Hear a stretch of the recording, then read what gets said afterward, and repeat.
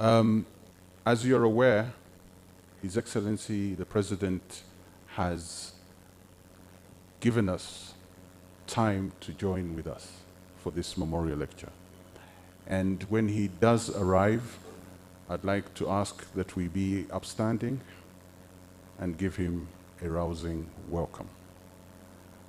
Our program today, we are extremely privileged to have great friends of Emmanuel to speak to us, to share their thoughts. And so it will be an afternoon of extremely invaluable knowledge that you will have. So in a few minutes, I'll be back when we've got an estimate on the arrival of our chief guest. But fortunately, we also have the foundation, the Tumusiime Mutebile Foundation, and the chairperson will also speak to us about the foundation. So we shall get to know what is happening in memory of our great friend and leader. Thank you very much. Enjoy these moments of networking. I know there are many who haven't seen each other, so kindly utilize this, and then we'll come back and formally begin this afternoon. Thank you very much.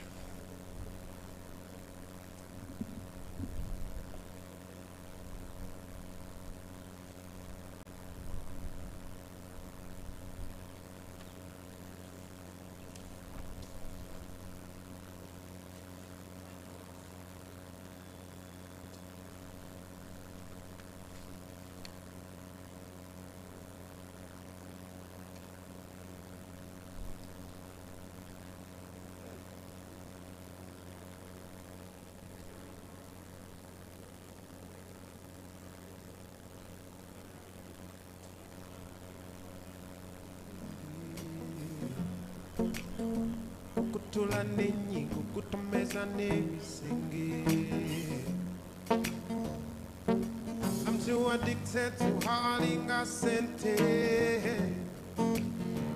Tally con expiry date. Uli kasera jagalambe weni. Jangu, come a little bit closer, baby. Sembera, one mess on the techo. Sita kuveyo, sakala kuveno, ntekeyo, awo. Sita kuveyo, sakala kuveno, ntekeyo,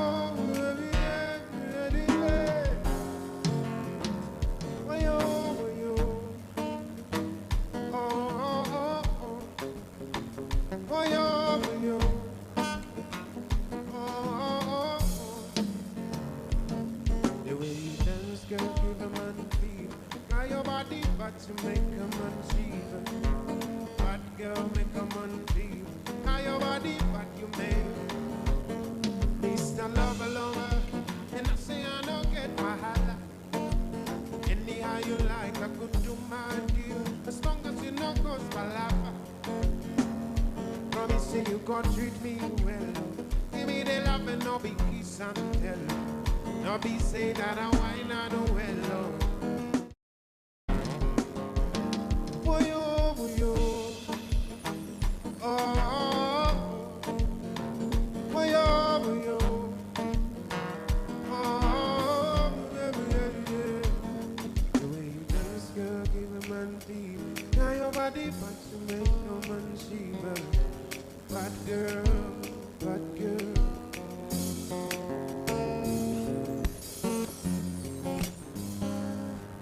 Panicking and put to love. Only when cool love I can know the power. Tell me now, love panicking know the power. Panicking and put to love. Only when cool love I can know the power. Tell me now, love panicking know the power. Nemi mi do te kuti, nemi wa baby. Jesse, come take attention to say,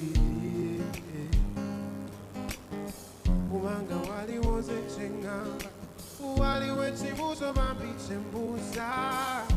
Why it's not a lose control every time that you come around. Panicking and kutula. Only when kulama can know power. Tell me now. Love panicking and know power. Panicking and kutula. Only when kulama can know power. Tell me now. Love panicking and know power. Easy. Let me give you a secret check. Deepest of my heart is the safest place. So baby, turn on me and say, hey. Girl, I love your body. I panic when I see your body. I admire my baby's body. Hey, yeah. Baby, when you turn up on baby, Mutebile kupa kukupanyo. You're the one that I think of. Everywhere you go, I go follow. Panicking and kutula. Only when kulama can know if I were. Tell me now. Love panicking and if I were. Panicking and kutula. Only when kulama can know if I were. Tell me now. Love panicking and know if I were.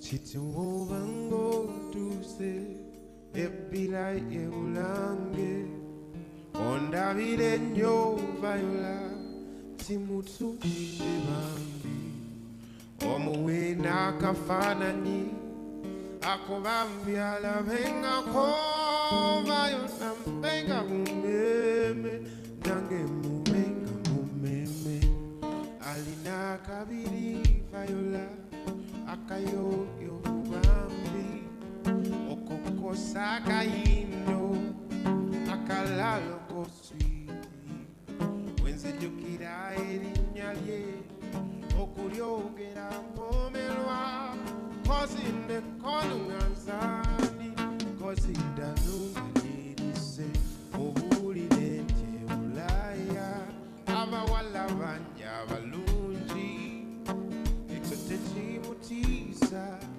bayola malaika wange, mama bayola, wakala kampa bayola, akumendika, ubagadange jendi, mokomendo wesigwa.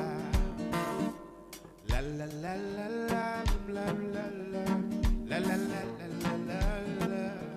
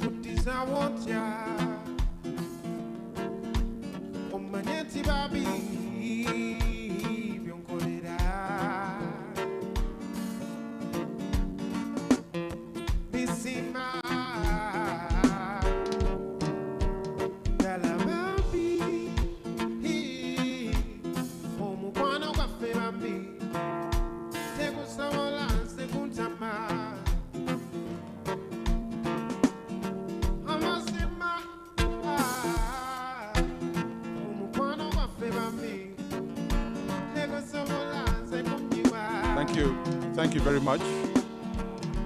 Ladies and gentlemen, as I mentioned, a foundation has been set up.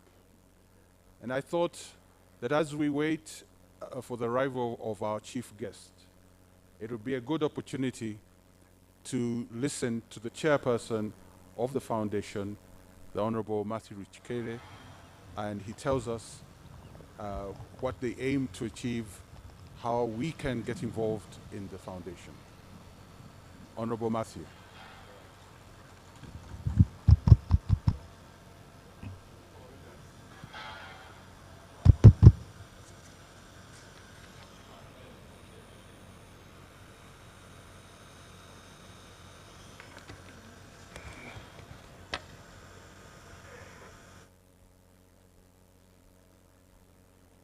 Thank you very much.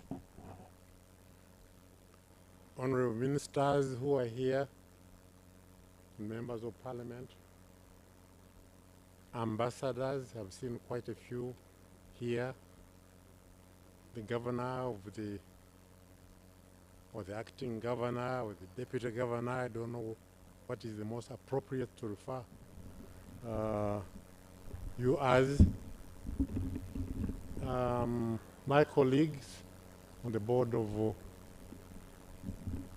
directors of the Emmanuel Tumusiime Mutebile Foundation, ladies and gentlemen, as the master of ceremony has pointed out, I really have been called upon to fill in the gap because the chief guest is not yet available. Now, I would like first of all to, before I say a few words, to introduce colleagues who are members of the board of directors of this foundation. And I'm honored, very much honored, to introduce them as follows. I want Dr. Donald Kaberuka just stand up briefly for a minute.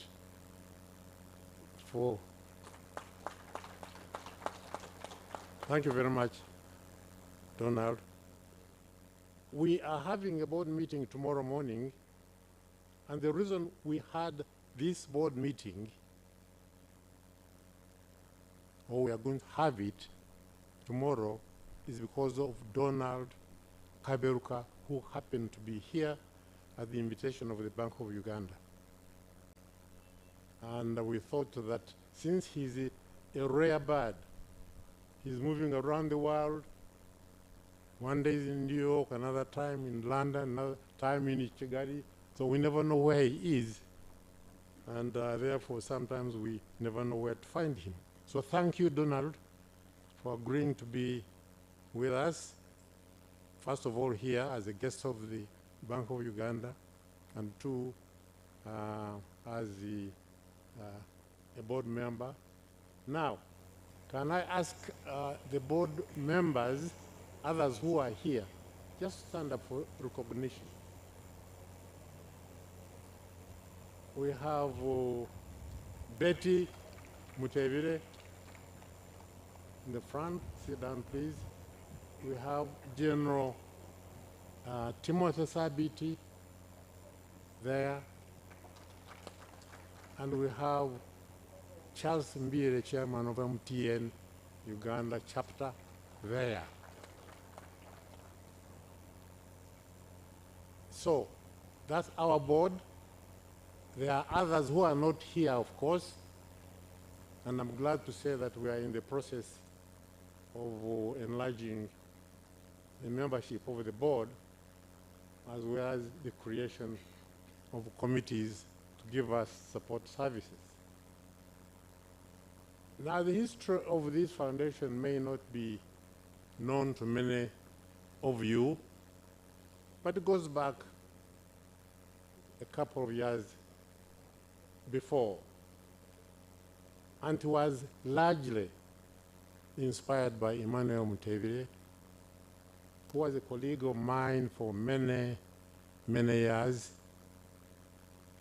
He was much younger than I was, but we shared many things. Both of us were guild presidents at Makerere University, him coming after me about 7 years after. We worked together in government, me as a minister, him as the permanent secretary of the Ministry of Finance, Planning and Economic Development. And when I retired, we continued to interact in some ways, because then I was called upon to come and become chairman of Makerere University Council. And during that period, I was honored to be partly responsible for the various honors which were bestowed to Emmanuel Tumusiime Mutebile, the chair for economic development, finance, and banking, a very prestigious award by Makerere University, then a center of excellence, which was also given to him in recognition of the services he has rendered. And it is because of those honors that the foundation was born. Because when we saw that Emmanuel was honored not just here in Uganda, but by various other colleagues, the central banks of East and Central Africa. One of them is here, I believe. We thought better pull all these strings together to make sure that we create a foundation as a vehicle which could be used to promote some of the ideas and ideals and dreams that Emmanuel thought about. One of those ideals was the linkage between the academia and the private sector. The other one was direct promotion of the private sector as a national vehicle for development. He passionately believed in that, and many of us supported that idea and had the same dreams. And we hope that during the period of, or the life of this foundation, we will be able to realize some of these dreams. We think that Africa's future is primarily in the growth of the private sector, where businessmen, even the peasants and others, spearhead the economic development of a country, rather than the old archaic ideas of saying that everything must be done by government. I remember shortly after independence, we used to talk about, I remember even Tom Mboya, the late Tom Mboya, when he was giving speeches and lectures, especially talking to the donors, he used to say, we want aid with trade. It was a slogan which caught fire around and was hailed as a very important idea to use as a vehicle for development. But today, I think this idea has been enlarged and developed. We believe that it is the private sector which should become the vehicle of development. And that's why this foundation is there. We registered it in 2018. And Emmanuel was helped by me and several other people who had the same or shared the same vision. And I'm glad to say the foundation has been established, and we are now looking forward to continuing the process of its development. We will be looking to resources, both nationally and internationally. I'm happy to say that the Bank of Uganda, which Emmanuel Mutebile led for many, many years, has been a partner from the beginning or the inception of this foundation. And I want to extend my gratitude to the acting governor of the Bank of Uganda. However, we will need enormous resources. That is why, I'm sorry, Donald, keep coming back to you. Donald, Dr. Donald Kaberu, keep coming back to him. I first ran into Dr. Donald Kaberu when he was still Minister of Finance of the Rwanda government. And I was also a minister in the Ministry of Finance here in Uganda. And some of us have tracked down your development and contributions, particularly as the president of the African Development Bank. And if I say that in this exercise of the foundation to honor and promote the legacy of Emmanuel Mutebile, if we say that we are looking forward to you playing a fundamental role to guide the foundation towards its ideals and dreams, I mean what I'm saying. I did not recognize that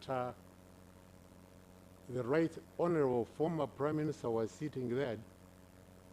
I forgot to introduce you as a member of the board. Can you stand up for recognition? Yes, Amma Mambabazi is a member of our board. And he has responsibilities now which go across the continent of Africa and in fact across the total global. I think when you have a chance or you are invited, you should come and tell them what you do. As I pointed out the other day when we were at church service, remembering Emmanuel, the Right Honorable former Prime Minister, Honorable Mbabazi, was able to say some of the things he's doing. To us in the foundation, we think these things are extremely relevant to the performance and growth of the foundation. So we are looking forward really, and we are privileged to have both these gentlemen, Donald and Amma Mbabazi, being part and parcel of our policy-making body of the foundation, which is now fully operational. So, ladies and gentlemen, as I said, and as the Master of Ceremony pointed out, I was not a speaker on this day, and I was called upon to fill in the gap or the vacuum. I think I have done extremely well. And therefore, I want to hand the volume Muzindaro back to the Master of Ceremonies. Thank you very much.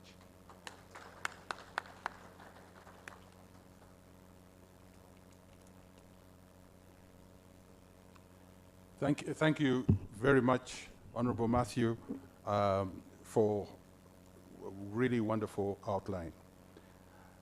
As he spoke, I realized it would be valuable to all of us if we got to know who Emmanuel was. We have our own ideas who he might have been or who he was, but I thought I would read to you a profile of our fallen friend. As we all know, he was the governor of the Bank of Uganda from 2001 to January 2022. A seasoned professional economist and reformer, He spearheaded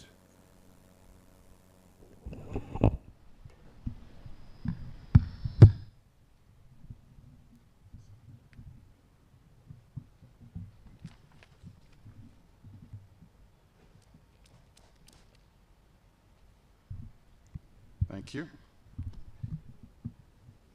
He spearheaded the design and implementation of the economic reform program that restored Uganda from the economic crisis of 1970s and the 1980s to sound economic performance during his service as Permanent Secretary and Secretary to the Treasury in the ministry responsible for finance, planning, and economic development. He also worked as a consultant for multilateral and regional organizations, including the World Bank, the IMF, Organization for Economic Cooperation and Development, Macroeconomic and Financial Management Institute of East and Central Africa, UK Department for International Development, the North-South Institute in Canada, and for the governments of Rwanda, Kenya, Tanzania, Eritrea, and Nepal. He was a member of the high-level panel of the UNDP for the production of the Human Development Report of the UNDP. He was a member of the management group for overseeing the evaluation of the implementation of the Comprehensive Development Framework of the World Bank in 2001.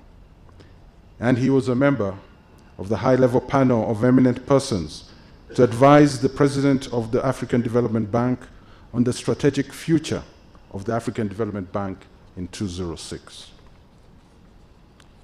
He held fellowships of the World Bank Institute and the Rotary Foundation, Rotary International. And if I could just take my moment of glory, I served as president of his Rotary Club, the Rotary Club of Kampala. Also here with me from our club, Ambassador Dr. Aziz, the High Commissioner of Tanzania, is a member of our club. I've seen Lydia Tsigwire is here. I saw Peli earlier.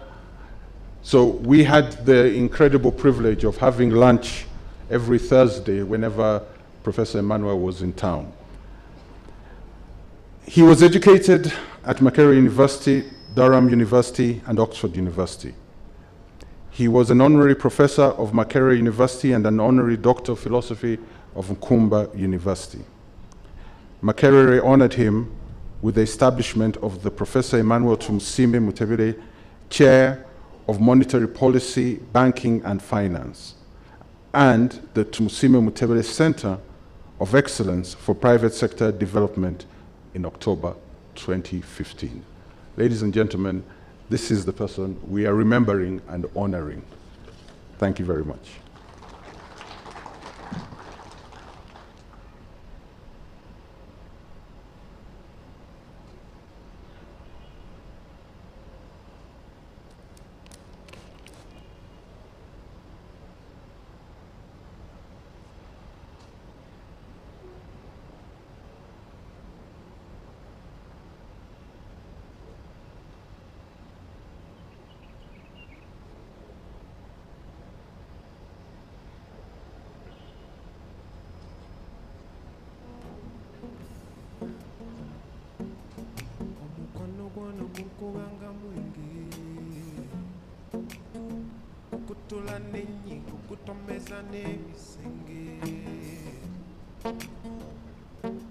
I'm too addicted to hauling a sente.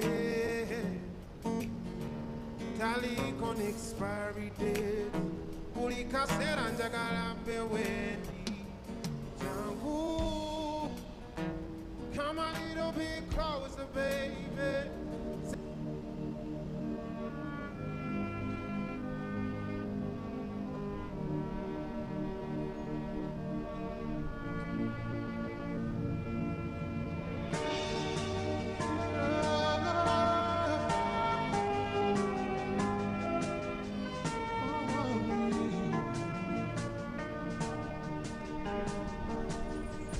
You are great, yes, you are Holy One.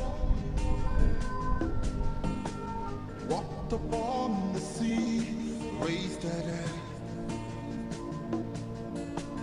Reign in majesty, mighty God. Thank you very much. Ladies and gentlemen, one of the things Professor Emmanuel did not like was a quiet room. So he would either provoke you into a discussion or make you sing hymns. And I've decided that since I can't sing, instead I will provoke a discussion. And so I've asked Dr. Fred Muhumuza to provoke an early discussion on economic matters. Dr. Fred. We shall have some microphones around if you want to comment or if you want to disagree with Dr. Fred during this discussion. And as mentioned, when our chief guest arrives, we'll then go to the formal program. Thank you very much.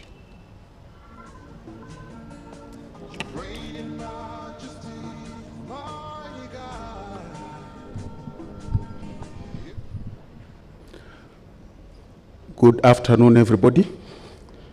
Maybe I begin the provocation by omitting the protocol or putting it aside, because what I am seeing here, you are not seeing. You're seeing the back of the people, for some of you. I'm seeing their fronts, and I don't know where to start. But ministers, members of parliament, distinguished members of the diplomatic corps, ladies and gentlemen in different capacities, we've been told Mutebile was a seasoned professional economist, a reformer. Each of those really carries a lot of weight in a meeting like this, in a country like this. Seasoned and professional, I've met many who are professional economists, but maybe not seasoned. Others are seasoned, but they are not reformers. So as we prepared for this event, but also for other things, I was trying to look through some of the things that Professor Mutebile stood for. I don't know how many of us remember Mugalu and Sons Limited. That's the first provocation. I'm trying to see whether people remember that there was a black market selling dollars before Forex bureaus came up, courtesy of the reforms that Professor Mutebile brought to us. I come to you from the Academia Makerere University, and I'm in two schools, the business school and the school of economics. There was a time when I was doing my economics when dollars were not a medium of exchange, but actually a commodity for sale. Because Bank of Uganda was selling them at 14 shillings per dollar, and in downtown they were 160 shillings a dollar. So you had to struggle to get the dollars from the foreign exchange department in the central bank to go and import goods and services. But it was more profitable after that to go downtown and sell them, which of course amplified the shortage of goods and services, because the dollars were no longer bringing in goods and services, but being transacted for other purposes. That is where he found us, and want to really recognize and credit the central bank for bringing us together to have this remembrance of a person who built his experience and impact from the Ministry of Finance and then moved on to the central bank to consolidate and make sure everything continues as would be. I'm here to start the conversation. It's very much down in the program as a Q&A, and it will eventually come. But at this point, we can start off some conversation on some of the questions or some of the experiences each one of us remembers about Professor Mutebile. We all know how he merged or was behind the merger of the Ministry of Planning and the Ministry of Finance, because it had become a problem to see the plans not being financed. Now, some of those may have come back, and you may want to give us a hint or a clue on what your experience is. We saw quite a number of things that happened, battling in the balance of between the dollar, where should the foreign exchange rate be?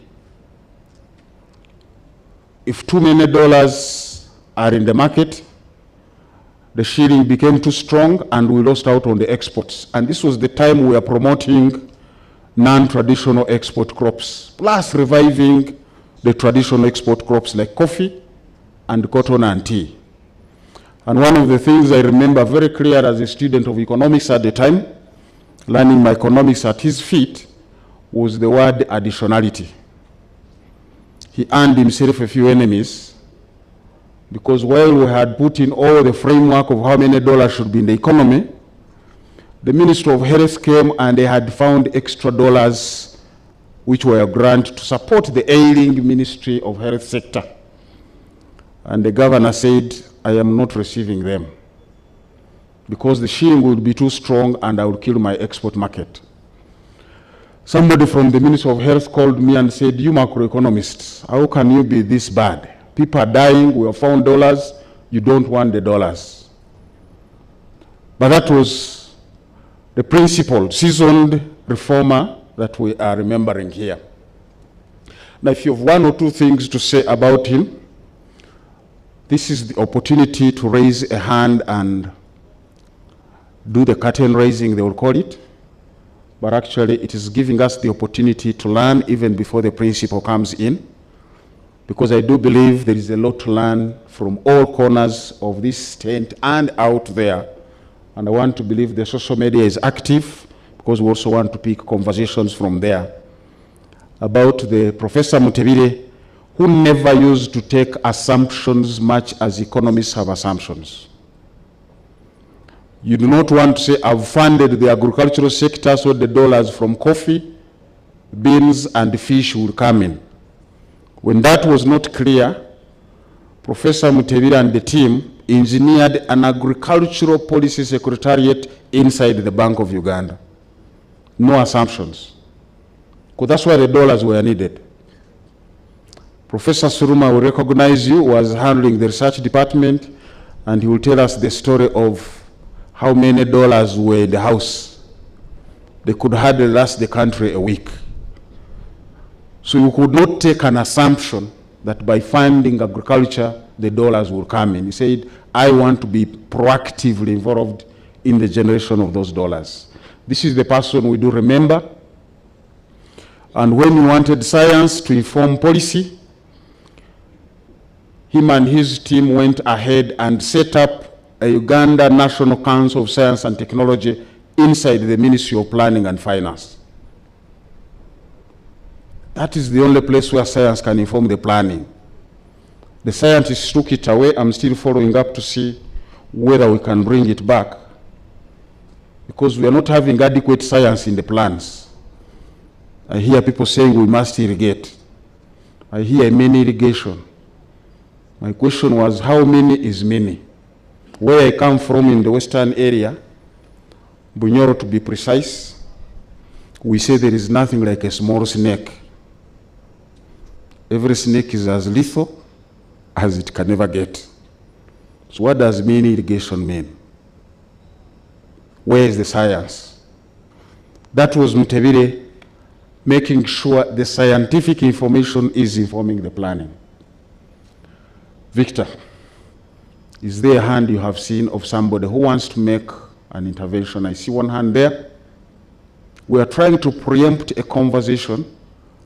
Please, the appointing authority is coming, but there is no room for CVs today. You know what I'm talking about, eh? My name is Chivombi Agnes Benjamin, Director and Editor-in-Chief, HICI News Agency, and Head of Publicity and Communications and the Youth Coalition for Sustainable Development Goals. I just wanted to raise this one issue that I learned from the church on Monday during the Mass, that the late governor was and is believed to be one of the greatest economists the world has ever had. And also want to use this opportunity to commend the former Right Honorable Prime Minister, among others, for the profound speech he made on Monday. Thank you so much.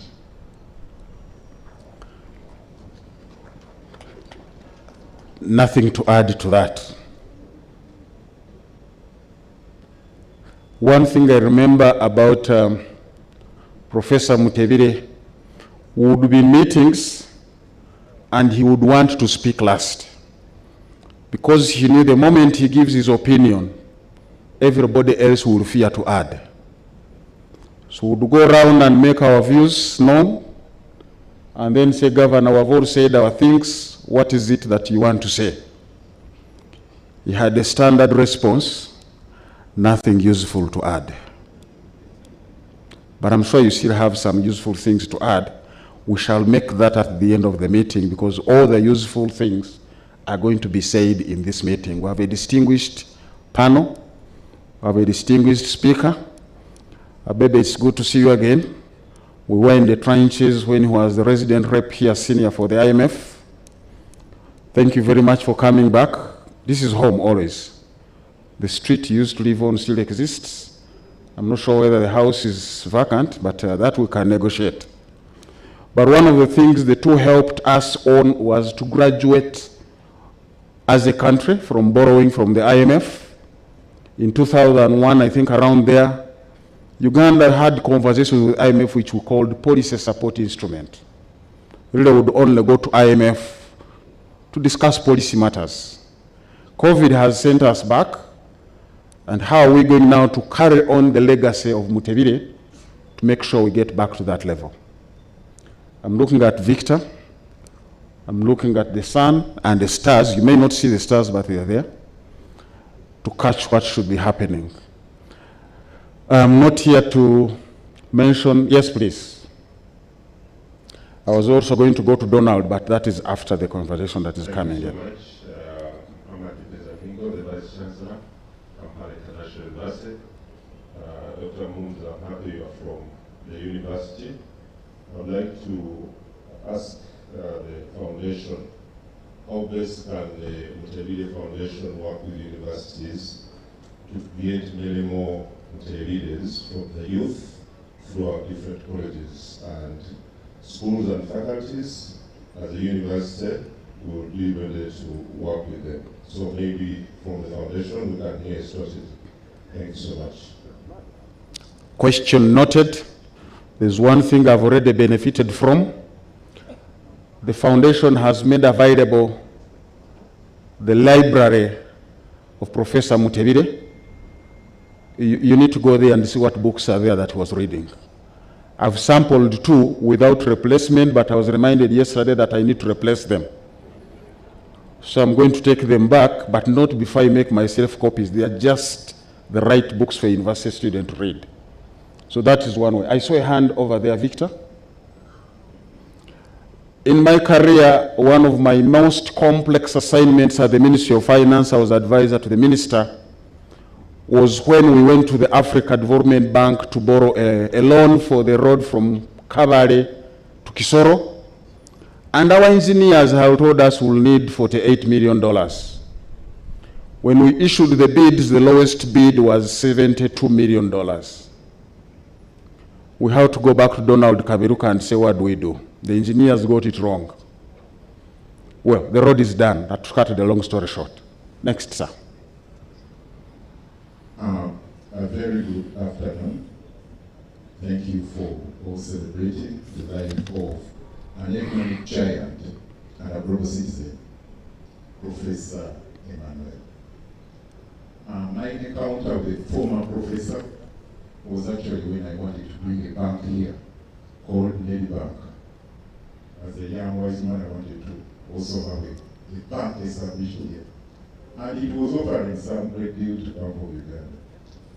But it included a sovereign guarantee. Professor told me that is not possible when I'm still the governor. So that business will not be closed.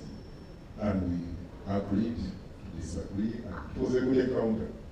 However, we kept engaged silently, but mainly on the Monday lunch, as it were, fellowship that I used to find a way in. However, the Mutebile Foundation I wanted to know what exact aspect are they going to be addressing, because we can't be scattered. For example, I'm advancing sustainable development goals. There are 17 of them under the National SDG Secretariat led by Dr. who is here, Albert Bishop. But if we are to work on, let's say, food security, a foundation must find a niche as a humanitarian organization. What niche are they going to be addressing? There are so many foundations. What particular aspect are they prioritizing in first place so that we can work together? Thank you. I remain Joe Robert. Thank you very much. Those questions are being noted, and the strategies being developed will be out shortly, and certainly that is going to become the next conversation. We have a hand at the back. Hey, good afternoon. My name is Hakim Mwangamba. I am a journalist. I report business with MBS Television. Well, I happen to be a student of the PSST, Mr. Ramadan Goli, and I happen to be your journalist that is always knocking at the door. I do not have a handout here, but at least I'll cite it off head. Mr. Ramadan Goli, in one of the lectures, told us that after the men from the bush were here, they committed some strategic mistakes.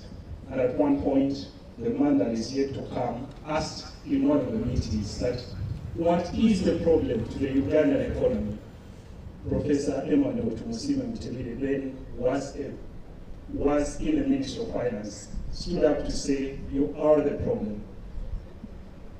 Telling the man that he was that you are the problem came with things such as listening and accepting to fix the economy that was then in shambles. I want to know, before we leave this place, who is the problem to the Ugandan economy, and are there some viable solutions as we discussed? Many thanks. I will add to your question, because when you say who, you seem to be saying it's a person. What is the problem? That should also be part B of that question, just in case the problem is not a person. Mr. Ramadan Gobi, you're welcome. You hear your students, you really incited them, and they haven't forgotten you. That's the contribution you make as you go up. You leave enough ground at the bottom. These questions are going to go through, and I think you've seen the topic of the day. We might leave here with part, if not that answer. What or who is the problem?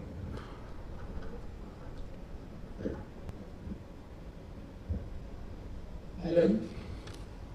Very good afternoon to you all. Allow me to ride on the earlier protocol because I can't name each and everyone. But ladies and gentlemen, a very good afternoon to you all. The Professor Emmanuel Tumusiime Mutebile, whom we are remembering today, was not only an economist, he was a man of all seasons. This is a gentleman, apart from being very professional, he was a very social person. He loved to joke, and he had many jokes if you've been in his company. Not only that, he was religious. I can assure you he would sing all the hymns in a hymn book from cover to cover, for those of you who knew him. I met Professor Mutebile for the first time when I was, as a state attorney. I didn't see him for very long, but when I went to EPRC, Economic Policy Research Center, that's when I got close to him. He was the chairman. And he was always brief and to the point. He didn't want to waste time. And trust me, if you gave him a board file full of documents, he would read each and everything cover to cover. So even if you had something like 24 agenda items, trust me, within an hour you would be on. You would ask, have you read, gentlemen? So they all knew yes, they had to read. So they would read up. I didn't think this was worth it. They would drop it. It got to a point, probably because he was a Mutiga, he was very frank. there was someone who was being assessed for a certain position. All he said was, that man is a thief. Everybody just kept quiet. And true to his word, this gentleman got a job elsewhere. Within 6 months, he had actually stolen money. I think that's the gentleman we are remembering today. The people who are here today, I think, do not actually represent Emmanuel 100%. This is the top. But he had friends right up to the very bottom. He was a man of all seasons. Thank you. Thank you, and we made provision. Thank you for that recognition. That's not just us who knew him to different levels, but even the people at the bottom, and we have made provision, thank you, Central Bank, to make sure that they all get to see. So we are live on UBC. Hope the link is active. We're also live on social media. This event is being watched across the globe. But I think one characteristic coming through is a person who would speak his mind and tell the truth and didn't matter who you are. If he doesn't like your idea of the bank, he will tell you this one, no. And it's a matter of principle. You're not going to debate it at personal level. He was a principled man. He followed the principles.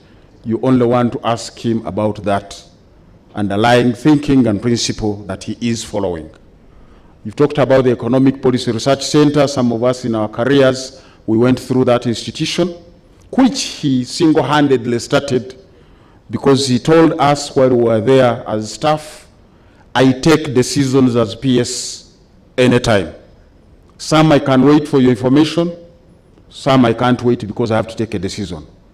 But please continue researching. Should you get an alternative piece of information to change my decision, bring it over. I will always be reviewing my policies.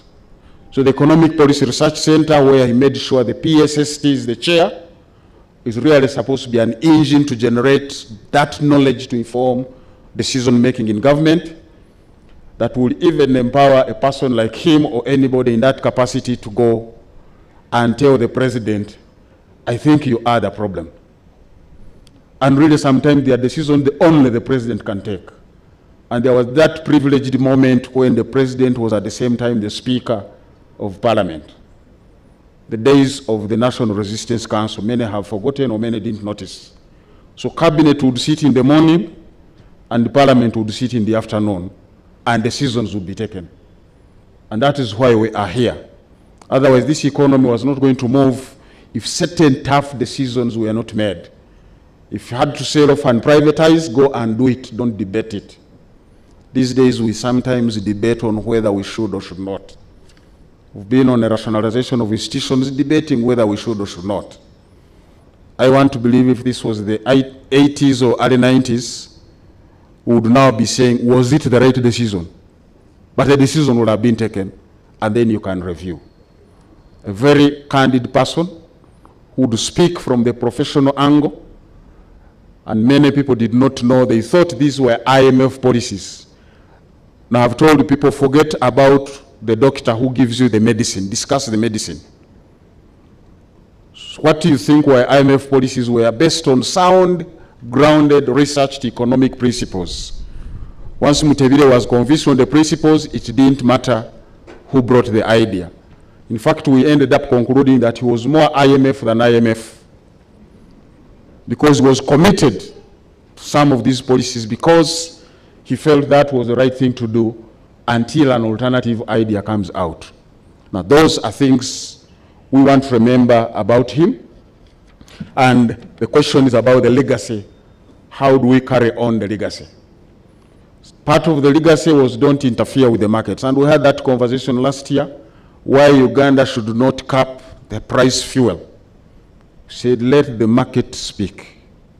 If you don't like the language of the market, you can change the venue. Thank God we stood, and here we are. The markets have won, the markets are still speaking. They might change the tune. I don't want to preempt the keynote address, but Mutebile believed in markets. And if there is any failure, fix the markets. Don't replace the markets. You can work with the markets. You can walk along with the markets, But quite often the markets will give you that signal you don't want to miss out. That is the person we are remembering, the person and the policies. It is very hard to separate the two, because the stamina and the value he had to defend the policies he stood for made him look, him and the policies were one and the same. Have we found some hands? I see a hand just over there. Please, this is your opportunity to say something, make a comment. We are taking note of the questions, those that are questions, and the comments where they are coming through as comments. Welcome, sir. Ladies and gentlemen, I greet you all by the names of Jotham Sebukwao, 2-1 specialist, University University, USA, and I do tourism in Uganda. I'm here to give information about the late Professor Mutebile for the work he has done across Lake Bunyonyi. For those in tourism, you can really understand. Lake Bunyonyi is now one of the tourism hubs that Professor Mutebile has developed. But we have so many people who are coming now, visiting Lake Bunyonyi, because Professor left it, and we need to see it moving, because so many visitors are coming in to see. That is one. Secondly, about the business of Namagongome, he has also done that work. Namagongome, those areas, he gave out 100, 200 acres to the peasants in Namagongome. Gombe division, people are digging.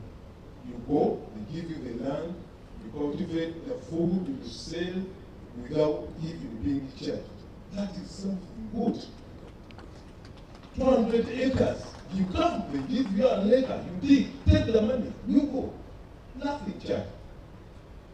So people, the peasants, you were talking of but he has even gone down to the peasants that 200 acres are there for you, dig, take the food, go and eat. I'm happy for that. Thank you. A good confirmation that he was effective both at the top and at the bottom of the pyramid. Quite often we discuss the bottom of the pyramid in numbers, but here are the realities. Helping people without land and money and feed their families and themselves. One of the books I was reading, courtesy of the library I've talked about, I found a very interesting statement that Professor Mutebile stood for. Policies, not budgets, drive the economy. You can have all the money you want. If your policies are wrong, you're headed nowhere. If you have the right policies, even with a mega budget, you'll be able to go through as the budgets increase. How good are our policies? This is the conversation we'll be possibly deciphering from the keynote address that is coming from, as I said, one of our own. He began part of his career here as a senior resident representative of the International Monetary Fund. And what a pleasure it was to have an exchange of ideas on what were the things that Uganda needed to do at that point in time. We're all trying to recover from the COVID effects. COVID is still with us. Ebola just passed through. The horizon from forecasters of the rain is not very good. Rain may be average to below average. So the times are still turbulent, and you need to have a record of what would Professor Mutebile do amidst these circumstances. Good enough, we have people in our midst who worked with him closely, who would tell us what he would do. That would be a good beginning point for us to have that conversation and go ahead and find the right policies. Again, to thank the central bank that is actually central to the economy and not just central to the banks. Most people think the central bank is about the banks, but it's actually about the economy. And thank you for improving or upgrading or enhancing the mandate of the central bank beyond price stability to include aspects of socio-economic transformation. But for many people, these are still unclear. What is socio-economic transformation? How do you get it? And these were the issues Governor Mutebile would ask of us to go and clarify. The microphone is right behind you.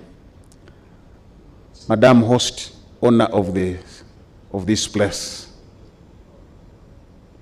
The floor is yours. Thank you. Thank you very much. My name is Dorothy Kisaka, and I am the KCCA Executive Director. I am speaking on behalf of the millions of Ugandans who live in the city. We are quite excited by the move to the parish development model. And the promise is, it is creating the excitement of accessing some capital.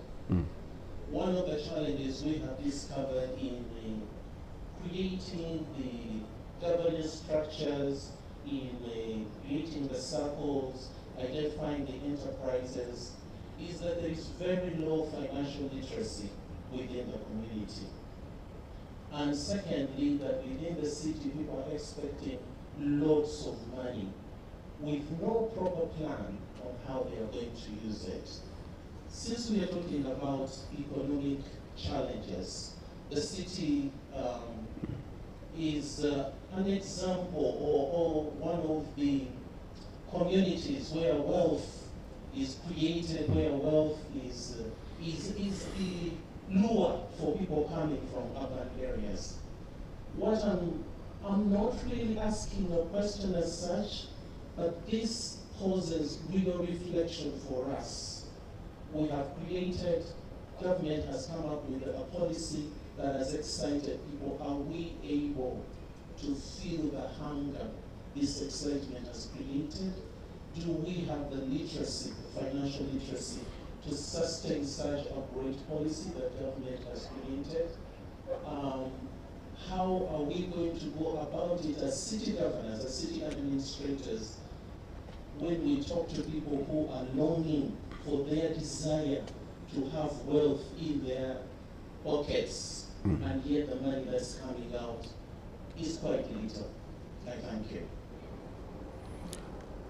you. Thank you very much, our host, the Executive Director, KCCA, and for making sure we have the city running. I have discovered through experience of the people I interact with, I'm privileged to be a teacher, so I have the opportunity to hide my own mistakes into the experiences I gather from research. So you want to know when I'm talking about myself or others. But issues of financial literacy, I found a lot of shortfalls among those who are literate. But quite often people think financial literacy should be for circles and the people down there at the bottom of the pyramid. It's actually significant even at the top. So I hear you. These are issues we must bring out, and the central bank has been championing financial deepening. As we deepen finances, we need to deepen the literacy. As we deepen access to finances, people need to be having that rigorous discipline. Money is fungible, can do many things. Money can make or break a person. So these are important observations from this meeting that need to be taken forward to see how do we ensure financial literacy across the board. But also you've used the word excitement. Yes, everybody needs to be excited, including those who don't believe in the PDM. You just get excited. You don't have to know how football is played to get excited a goal has gone in. Then you ask who has scored. You first get excited. contributions to this meeting. We are picking views, we are picking histories, we are picking experiences. At this moment, as we embrace the legacy of Emmanuel Tumusiime Mutebile, the person, the seasoned economist, a reformer, but also a person who will tell you bluntly, it doesn't matter who you are. There is a common recording of when he told everybody, the markets must not bother about the rumbling in Parliament. He was speaking to the markets, not to Parliament. I cannot be removed. I am here. Now, that's what you want to find of a governor. Even when the storms are coming, the head of the household must tell everybody, you put on the water, there's going to be dinner. And you clearly know the cassava was taken out by the baboons. The money hasn't come in, but you can't be head of the household and you tell people, I'm not sure about dinner. Tell your wife to put on the water, tell the children to go to the wall, come back and bathe. Dinner is going to be served at 8. Thereafter, you retreat to do what heads of households do. I don't want to say what men do. In research, we have found quite a number of heads of households are women and children. And these are the circumstances we are working with. Earlier on, we had a conversation on how to revise the economic indicators. When I look through the indicators for poverty, a grass-thatched house is a symbol of poverty. But I've gone round and found cottages are grass-thatched. And they fetch the biggest rent per night. Some of them $600 a night. That indicator, we are going to revisit it. There was also an indicator that 1 meal a day is a symbol of poverty. I have seen people who have 1 meal a day, and they are certainly not poor. Actually, because they are rich, they have 1 meal a day. That indicator, we are going to revisit it. So, for us who grew up under the feet of Professor Mutebile, he taught us how to question everything that would come through, everything that everybody had believed, and that is how he was able to move this economy to where it is, the language of stabilization, then the language of growth. First of all, we needed to stabilize the economy. Interest rates were high, inflation was high. I know Ugandans have complained of inflation at 10%. This country has had 3-digit inflation. We have been there. Mutebile brought us down to 2 digits and down to single digit. With his team, I hope some of the team members are here and they will be recognized, or at least know that this was not just Professor Mutebile's thing. You were part of his team. There are people we interacted with at that point. The late Christopher Kasami, rest in peace. That was another team member who saw through these reforms. There were ladies in the Ministry of Finance, Mrs. Mudoli, and many other people. I don't want to get into those conversations. But as I've said, we are students of economics, and I've recognized my lecturer of economics 23 years ago.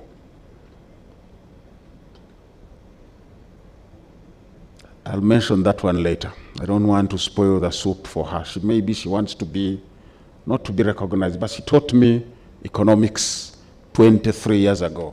And I still carry that economics up to today. So as we mentioned, Professor Mutebile wanted evidence-based decision-making.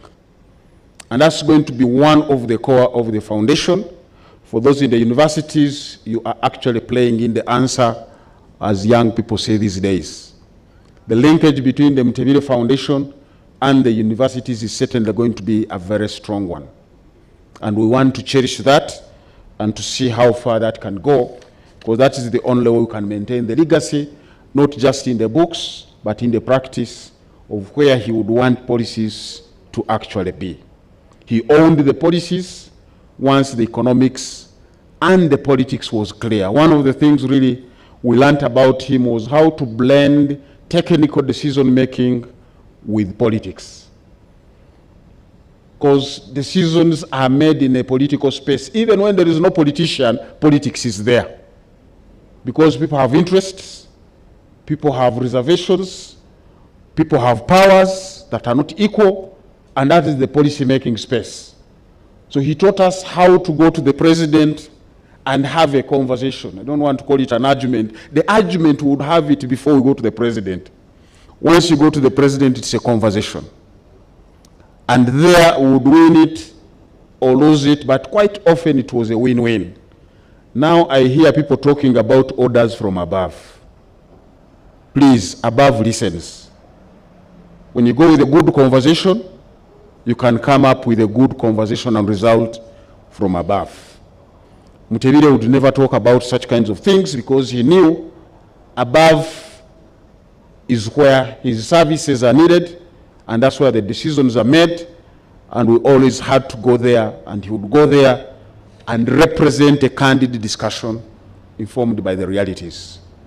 Now you need to find a person called Rugambwa to come and chase me from here, or if you don't, I will chase you to where I am. One of the two must happen. Thank you very much, ladies and gentlemen. We'll continue this conversation later on.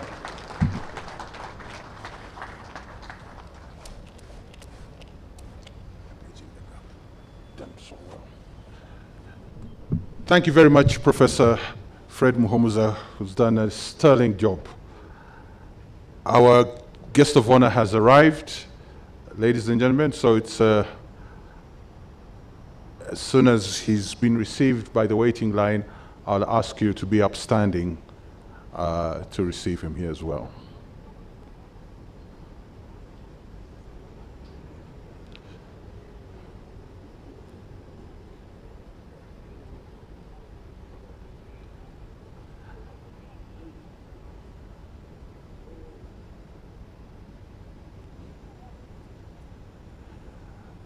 Ladies and gentlemen, we welcome His Excellency President Yoweri Kaguta Museveni.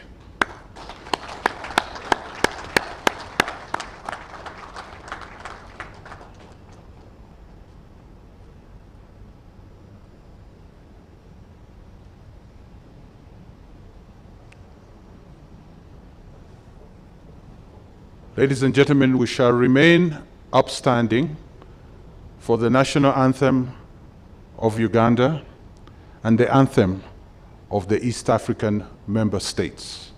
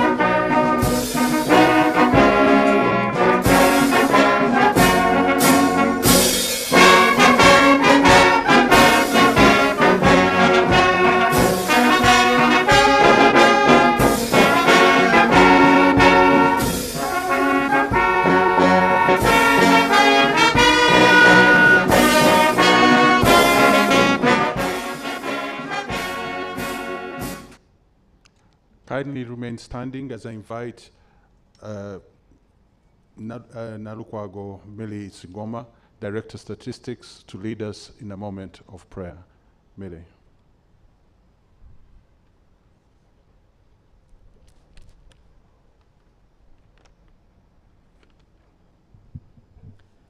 Father God, we praise you for this Professor Emmanuel Tumusiime Mutebile Memorial Lecture and your purpose for it.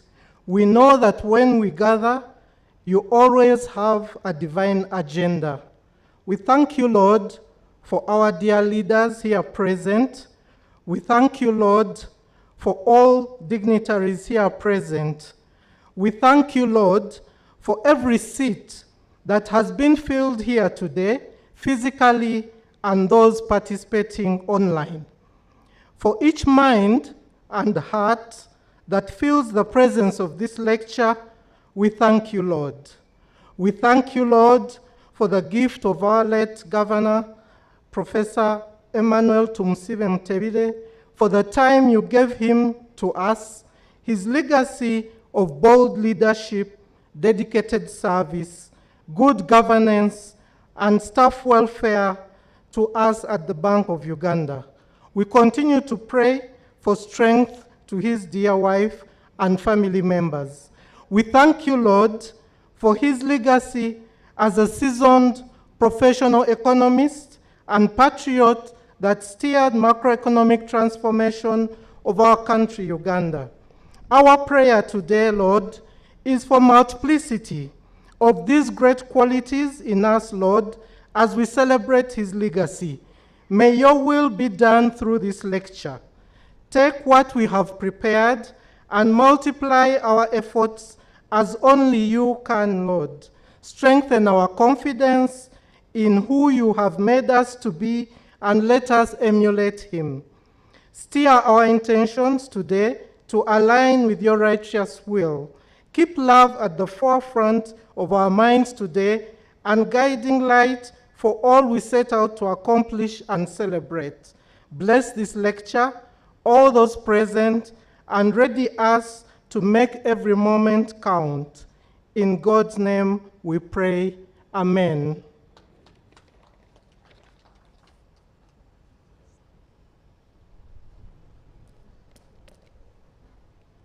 Thank you very much.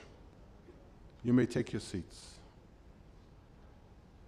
On behalf of the Bank of Uganda, on behalf of Auntie Betty Mutebile and the Mutebile family, and on behalf of the Tumusiime Mutebile Foundation, it is my distinct pleasure to welcome you, our President, Yoweri Kaguta Museveni, to this memorial lecture.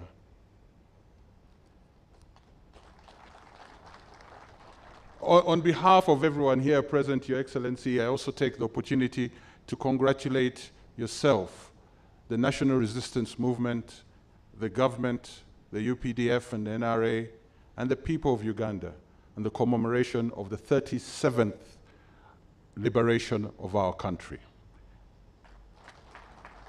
As you all know, we were promised a fundamental change, and we have got a fundamental change. Honorable ministers, honorable members of parliament, the Right Honorable former Prime Minister Amama Mbabazi, Mrs. Betty Mutebile and family, our distinguished keynote speaker from the IMF, Abe Selassie, most welcome.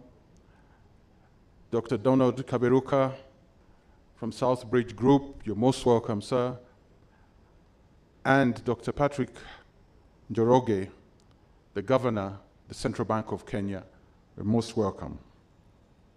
I want to recognize Your Excellencies, ambassadors and high commissioners, the heads of diplomatic agencies, the board of Bank of Uganda, and the staff of the Bank of Uganda, led here by our Deputy Governor, members from the banking sector and the private sector, ladies and gentlemen. This afternoon, we will be celebrating the legacy of Professor Emmanuel Tumusiime Mutebile. And I'd like to begin by inviting my co-MC to give a background bios of our keynote speaker and our discussant, Mr. Victor Walusimbi.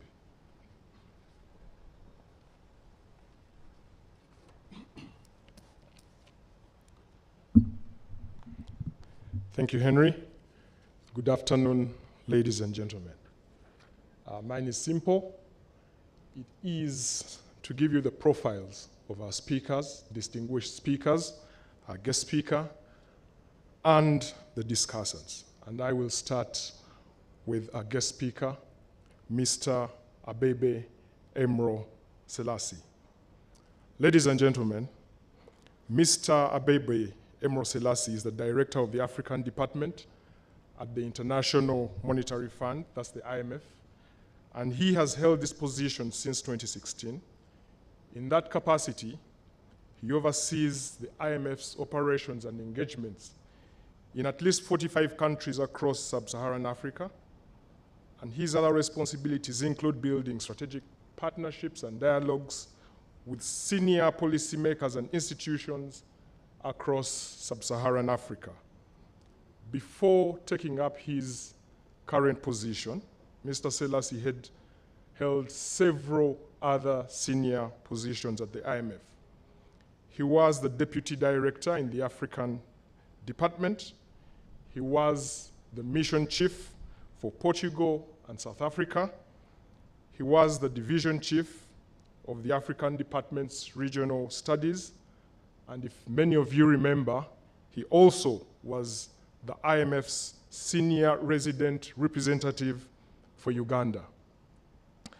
Earlier, he led the fund's lending programs in Turkey, Thailand, Romania, and Estonia, and was also very deeply involved in policy, operational reviews, economic research, and many more.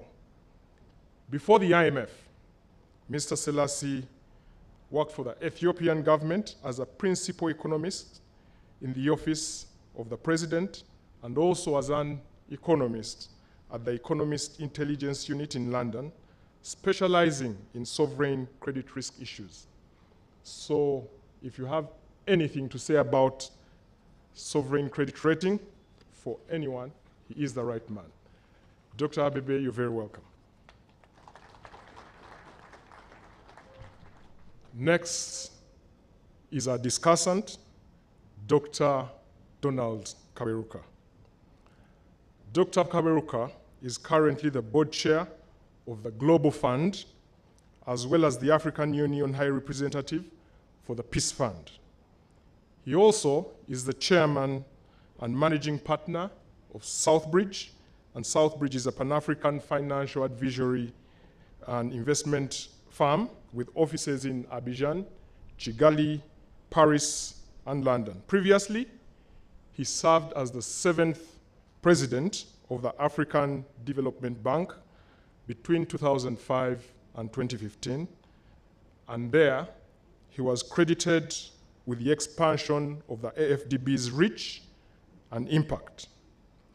During his 2 terms as president of the AFDB, he led from the front on infrastructure expansion. He promoted private sector development and economic integration. And at that time, the AFDB played a major counter-cyclical role during the 2008 financial crisis to enable African countries in weathering that crisis. Prior to joining the AFDB, Dr. Kaberuka served as Rwanda's Minister for Finance and Economic Planning between 1997 and 2005. Dr. Kaberuka, once again, we are happy to have you. We have Dr. Patrick Njoroge, and Dr. Njoroge is the 9th governor of the Central Bank of Kenya. Many of you know it as the CBK, and has been in this office since June 2015. At the CBK, he has overseen a significant overhaul of the banking system in Kenya, including the launch of the first Kenya Banking Sector Charter. What is this charter about? It's basically about ensuring that all institutions in the banking sector in Kenya entrench responsible and disciplined banking, taking cognizant and being responsive to the unique socio-economic needs of the people of Kenya. He has also been keen on facilitating the growth of the micro, small, and medium-sized enterprises, MSMEs, which has been the key engine of growth for the Kenyan economy. Dr. Njoroge, before joining the CBK, he also had a 20-year career at the IMF, so we have quite a bit of IMF here. And there, he was advisor to the IMF's Deputy Managing Director from December 2012. He served as the Deputy Division Chief at the IMF's Finance Department between 2006 and 2012, and he served in many other capacities between 1995 and 2005. Prior to that, he served as an economist at Kenya's Ministry of Finance. Dr. Njoroge, we're happy to see you. Lastly, ladies and gentlemen, our own Dr. Michael Atingi Ego. Dr. Michael Atingi Ego was appointed Deputy Governor of the Central Bank in 2020. And before that, he was the Executive Director at MEFMI. MEFMI simply is the Macroeconomics and Financial Management Institute in Eastern and Southern Africa.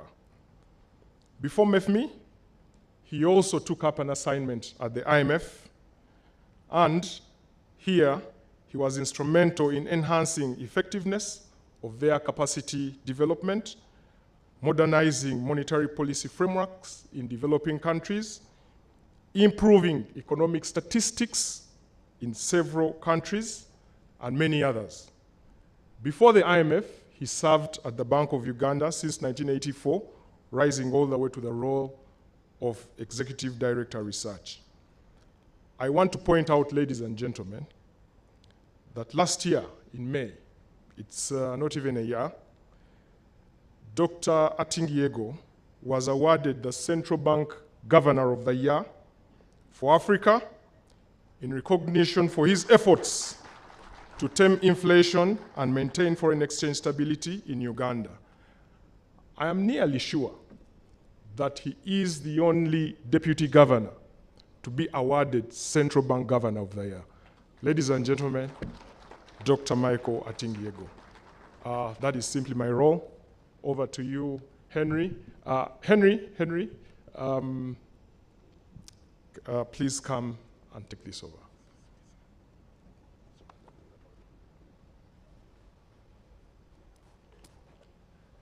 Thank you very much. Ladies and gentlemen, and all our speakers coming forward, thank you for indulging us in doing the protocols ahead of your speaking so that you don't forget. Anyone, you can just observe the protocols as we have given them this afternoon. It's now my pleasure to invite the Deputy Governor of Bank of Uganda to address us. Thank you, sir.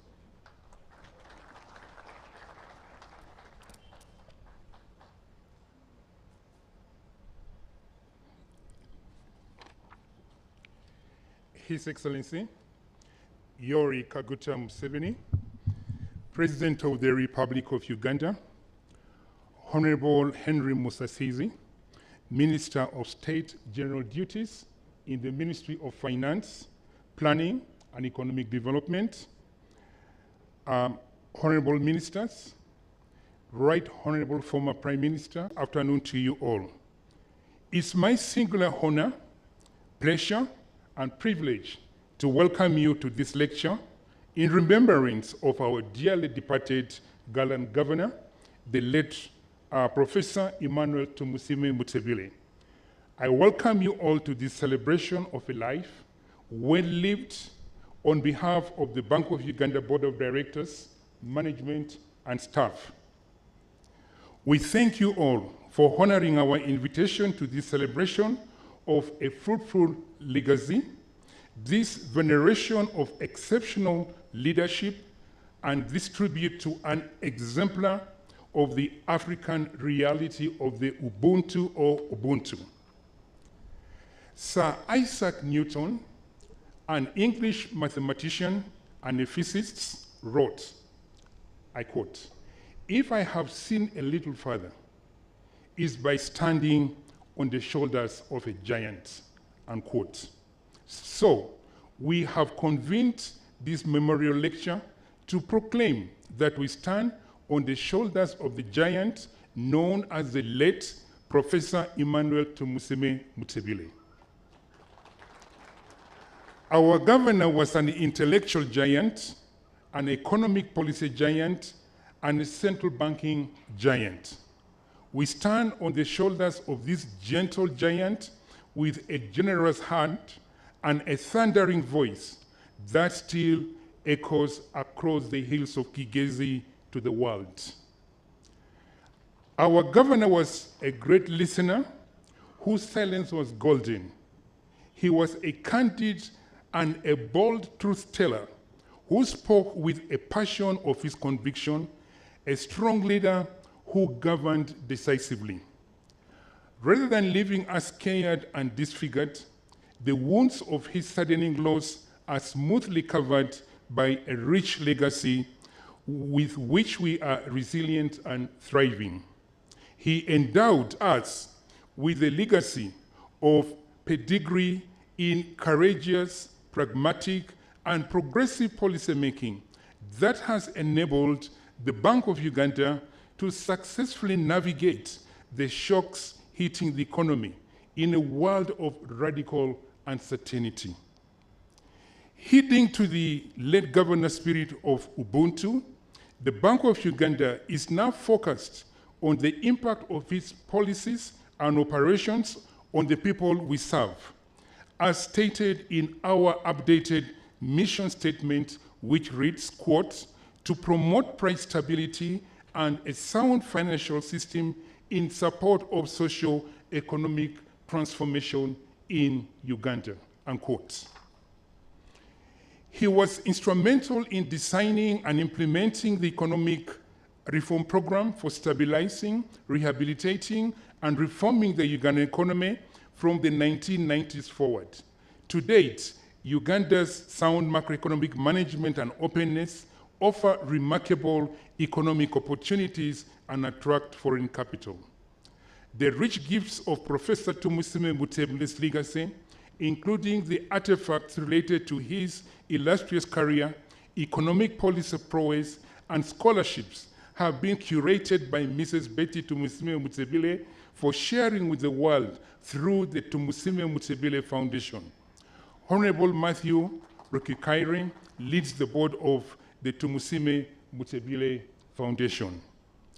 The late governor meant the world to the Bank of Uganda, and we call upon all who cherish Professor Tumusiime Mutebile's contribution to the economic development of Uganda and Sub-Saharan Africa to join us by supporting, facilitating, and promoting the Tumusiime Mutebile Foundation.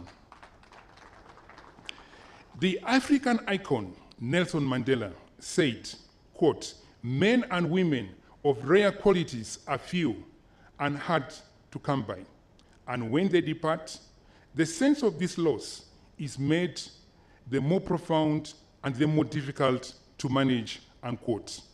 Our governor was rich in rare gifts. Unfortunately for us, he is immortalized by a legacy that powers us forward. He lives in our hearts and our minds. Your Excellency, the late Professor Tumusiime Mutebile's legacy would not have been possible without your support and confidence in him. We thank you for believing in him and providing the most solid political backing for fiscal discipline and central bank independence. Your visionary support and promotion of sound financial and economic policies aligned with the best practices for a developing country inspire economic confidence. We thank you. Your Excellency, ladies and gentlemen, we are privileged to host Mr. Abebe Selassie, the Director of the African Department, who will deliver the memorial lecture on the legacy of the late governor and its implication for the current economic challenges facing Uganda and Sub-Saharan Africa. As the senior resident representative in Uganda from 2006 to 2009 and director of the African Department at the IMF, Mr. Selassie worked closely with the late Professor Tumusiime Mutebile.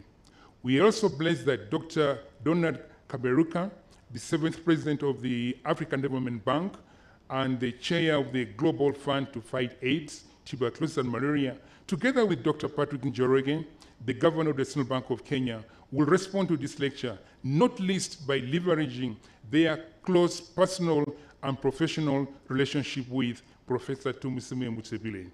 Your Excellency, ladies and gentlemen, we are in for a treat of a memorial lecture in honor of a rare son of the Kigesi soil. So, ladies and gentlemen, join me in giving Mr.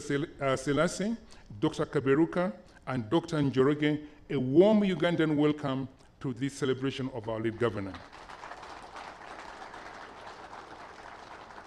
Your Excellency, let me now at this juncture invite the Honorable Henry Musasizi, Minister of State, General Duties in the Ministry of Finance, Planning and Economic Development to address us and chair this session. I thank you all for listening to me, and God bless you.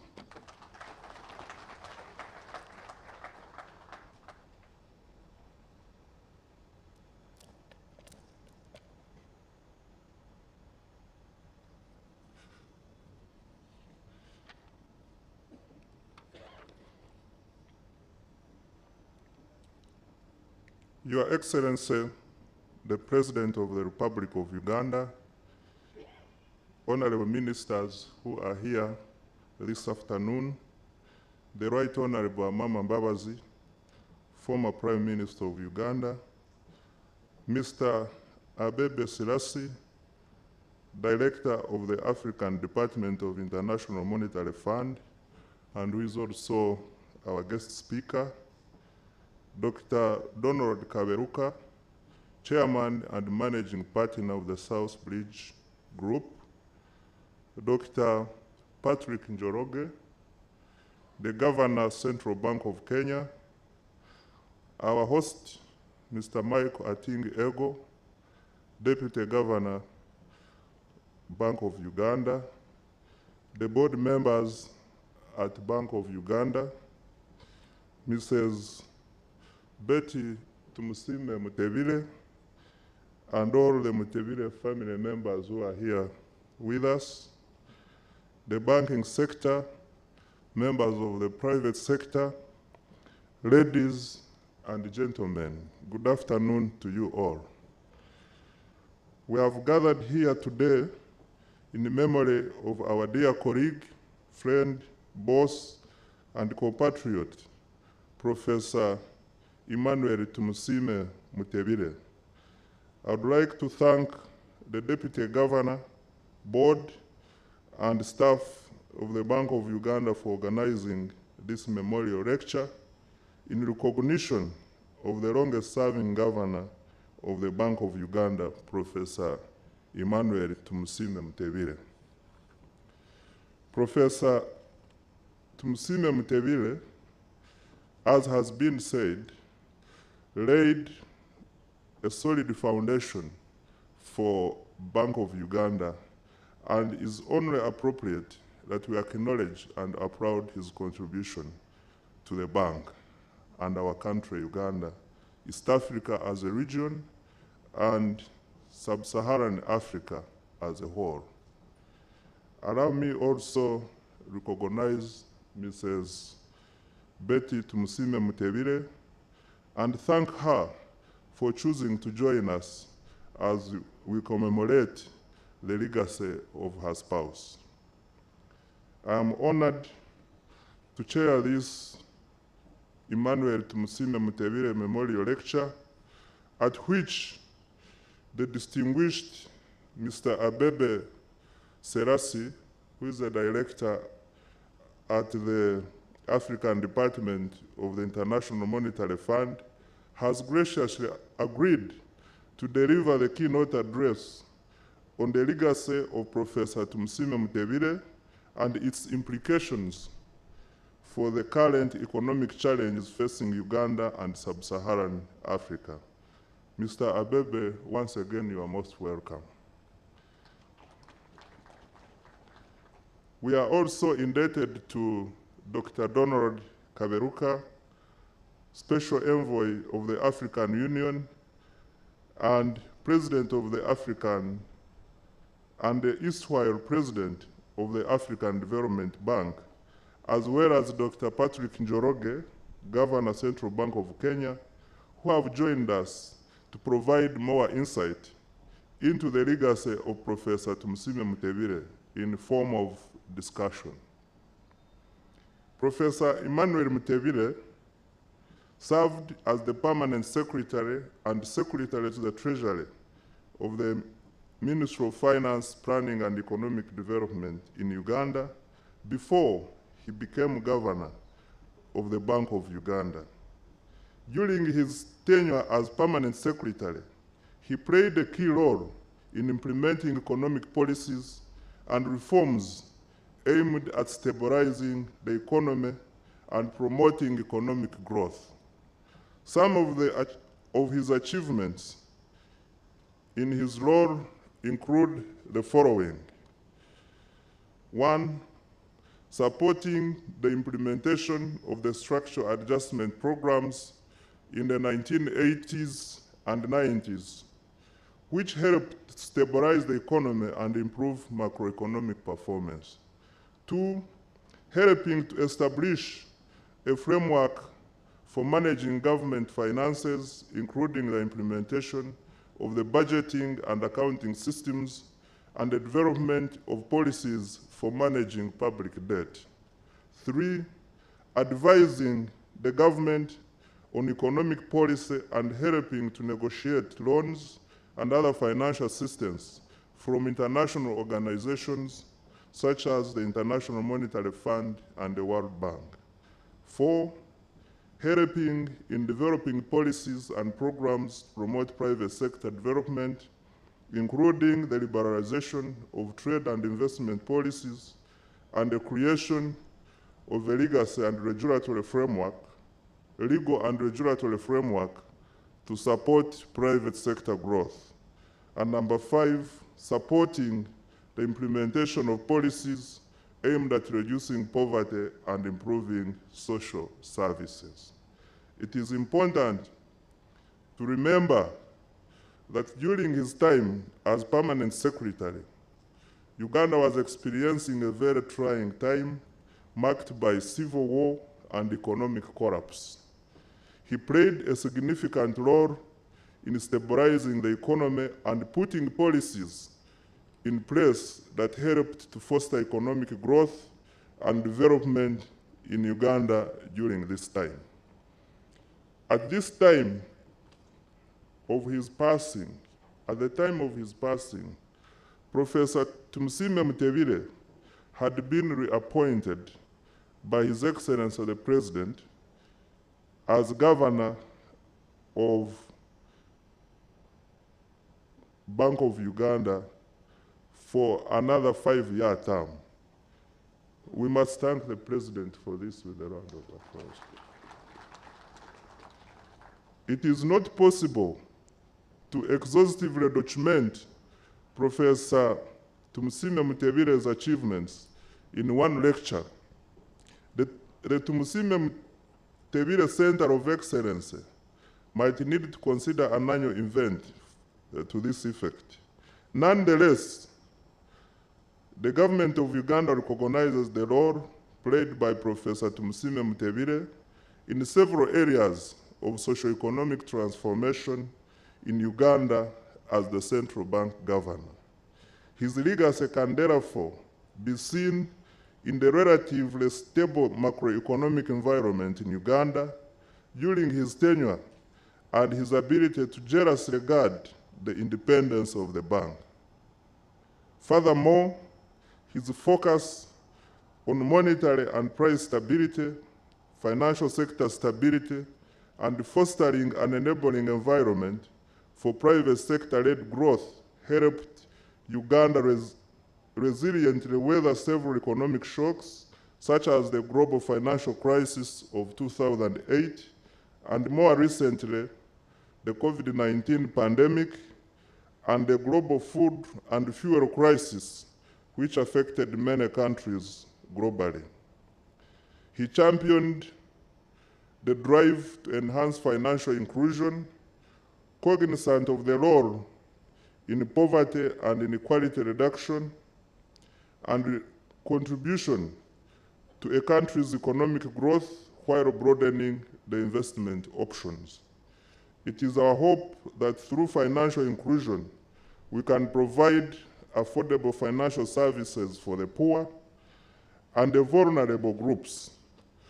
This, in turn, will unlock various financial opportunities to improve their well-being and close the economic and social gap.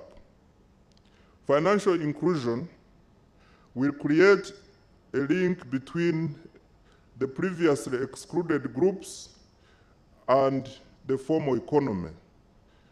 Under the governorship of Professor Tumusiime Mutebile, Bank of Uganda, together with the government of Uganda, aimed to increase the banked population in Uganda through promotion of the following financial inclusion initiatives.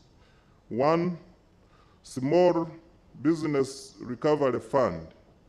The Small Business Recovery Fund was established in 2021 to facilitate the provision of loans to small businesses that suffered financial distress from the effects of COVID-19 pandemic and have the potential for recovery once availed financial support.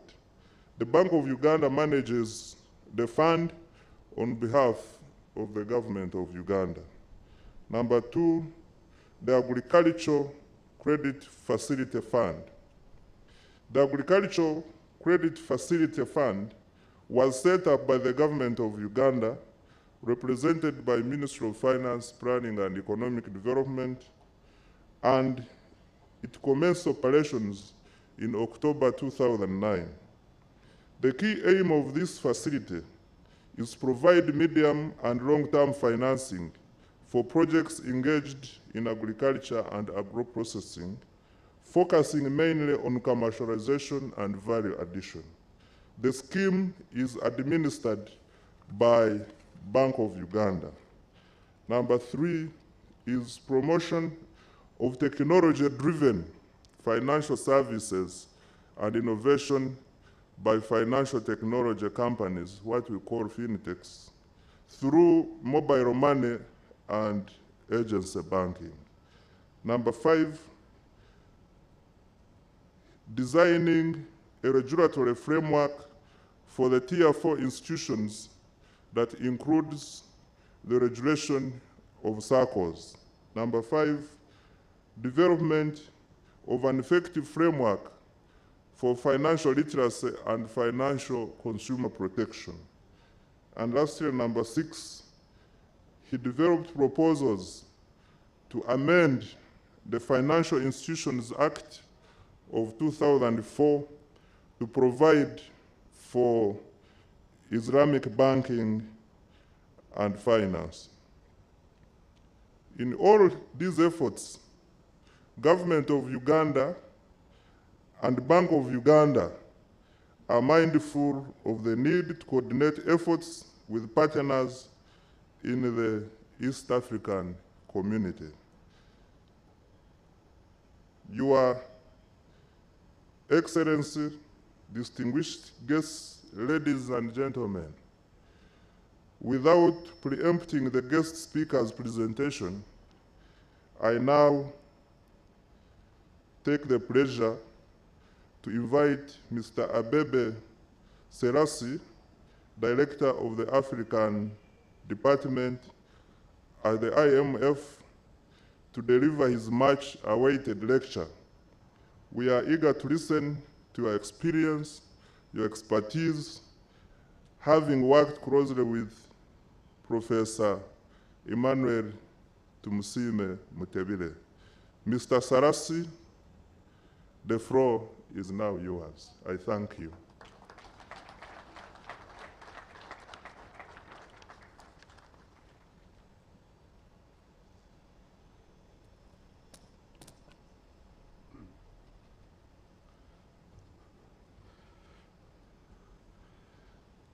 Good afternoon.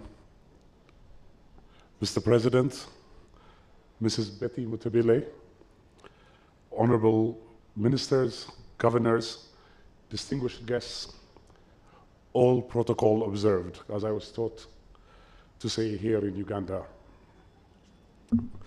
Thank you very much to Acting Governor Michael Atingiego and Honorable Musasizi for your generous introduction and indeed kind invitation to give this talk. I am very, very honored to be here amongst you all today. All the more so, given the occasion, a celebration of the late Governor Emmanuel Tumusiime Mutebile. I have to, though, also admit to being very intimidated. Many of you have known him for so much longer than I ever could have, and have worked much closer to him than I ever did. The only thing I can say in mitigation is that perhaps on occasions like this, the perspective of an outsider is no bad thing. Let me say a little bit about my association with the late Governor Mutebile. I first met him in 2006, as has been explained, when I moved to Kampala to work as resident representative for the IMF.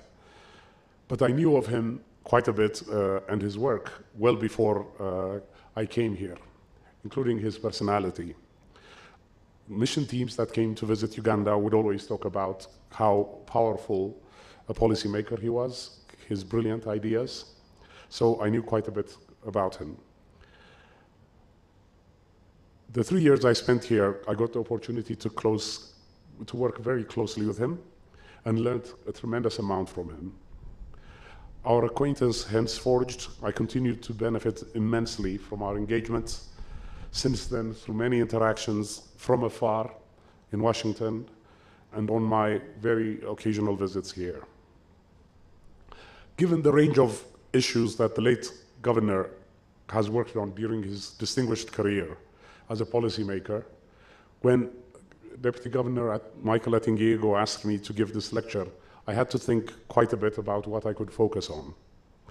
I settled on what issues Governor Mutebile would have focused on to help Uganda and indeed other African countries navigate through the current rather difficult global economic conjuncture and mounting geopolitical tensions. The rest of my intervention is accordingly structured as follows. I will start by setting out the global and regional context. I shall then highlight the evolution of key development indicators in Uganda, with a particular emphasis on how the country compares with its peers. And playing off this, I will highlight a few priority policy areas that would help reinvigorate Uganda's development progress. Something, of course, that the governor dedicated his whole life to. I will then finish with a few concluding thoughts. Starting with the global and regional context. In the wake of the COVID-19 pandemic, extensive fallout from Russia's invasion of Ukraine, synchronized and marked tightening of global financial conditions, heightened macroeconomic imbalances are back with a vengeance as the first order economic priority facing many countries around the world, advanced countries, but also many African countries. The ways that these imbalances are presenting themselves and their context varies from country to country, but in the broadest of terms, imbalances have been typified by, first and foremost, surging inflation. In many of our countries here in Africa, this has mainly been on account of spillovers from international developments, reflecting the sharp increases in international food and fuel prices in particular, triggered mostly by Russia's invasion of Ukraine. but also, with hindsight, what has proved to be rather aggressive counter-cyclical fiscal stimulus by many advanced countries, and of course, COVID-induced supply chain disruptions. Take Uganda. Inflation at the end of 2022 stood at 10.2%. This compares with about 3% at the end of 2021, and even lower at end 2019 on the eve of the COVID pandemic. So a significant jump in inflation. Second way in which macroeconomic imbalances are presenting themselves are acute debt pressures. The level of public indebtedness across the world has gone up, markedly so in recent years. This reflects a range of factors, including relatively easy financing conditions globally, which, at least for a while, facilitated higher safe debt levels. Second, the adverse balance sheet effects of major global shocks, notably the COVID pandemic, which particularly in Africa has had a marked impact on economic and developmental outcomes. And then the third factor behind acute debt pressures, of course, is the large development spending that has been undertaken by many of our countries. The third way in which macroeconomic imbalances are presenting themselves at the moment across the world is through constrained financing. A corollary to mounting debt pressures, and indeed a factor that has contributed to these pressures, is the marked increase in the cost of financing facing most developing countries in particular. This is a much overlooked point often. Take Uganda. Through 2005 or so, official development assistance, a non-trivial share of which was channeled through the budget, was in the range of 12 to 14% of GNI each year. This contrasts with just 6% of GNI between 2015 and 2019. The effect of this has been to raise the weighted average cost of financing facing most developing countries, as countries have not filled this gap via revenue mobilization as much as they have via expensive market financing, both domestically and externally. And at the current conjuncture, access to even such market financing, particularly from abroad, has of course become more tenuous. The fourth and last way in which macroeconomic imbalances are presenting themselves in our countries is, of course, the pressure on exchange rates. As major central banks have tightened monetary policy aggressively to contain inflation, it has pulled capital out of most developing countries. The result, not surprisingly, has been strong pressure on exchange rates and foreign exchange reserves as countries have tried to resist the pressure. I should also add here that it is not just economic headwinds that emerging and developing countries are facing, but also geopolitical tensions, which are beginning to hamper closer global integration. Specifically, geopolitical fragmentation, an ongoing phenomena amplified, though not generated by the war in Ukraine, has started to disrupt trade and investment flows, dislocating global value chains and raising production costs. Globalization over the last several decades has been a powerful phenomenon that has lifted hundreds of millions of people out of poverty and impacted our African people beneficially. If, as it's threatening to, globalization goes into reverse, it will compound our current economic difficulties. The last time we had a constellation of this kind of economic and geopolitical headwinds facing developing countries was probably the 1980s and early 1990s. When I recently mentioned this to a colleague, she mentioned that I was overlooking the global financial crisis of 2008-9. But I think the effects of that crisis were much more limited in most African countries because of the region's then limited integration into global markets. More important, countries' debt levels were manageable, so many countries were able to pursue supportive counter-cyclical policies to limit a sharp slowdown. Not so this time. There are many, many reasons why we all miss the late Governor Tumusiime Mutebile. One of them for me is because I would so much like to have heard his thoughts on how best to navigate the current rather difficult domestic and external economic landscape. One source of consolation for me, at least, is watching Governor Mutebile's much beloved Bank of Uganda sustain his legacy of responding adroitly to these emerging macroeconomic pressures, led by Deputy Governor Michael Atingiego and his staff. Thank you for sustaining his legacy.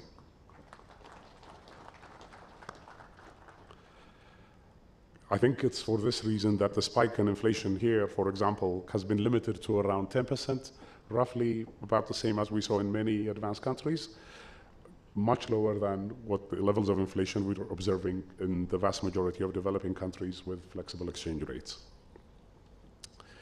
Let me now shift to the second substantive part of my presentation, which is to try and present some of the stylized facts of Uganda's development progress over the last 40 or so years. For this next bit of my intervention, I want to ask you to cast your mind back to 1990, right around the end of the Cold War, and about the time when conflict here in Uganda had attenuated markedly and the government was embarking on a new approach to economic policy formulation. To my mind, policymakers at that time, and indeed elsewhere in the region, to be frank, faced three major challenges. The first one was getting economic growth started. The second challenge was sustaining this growth for as long as possible.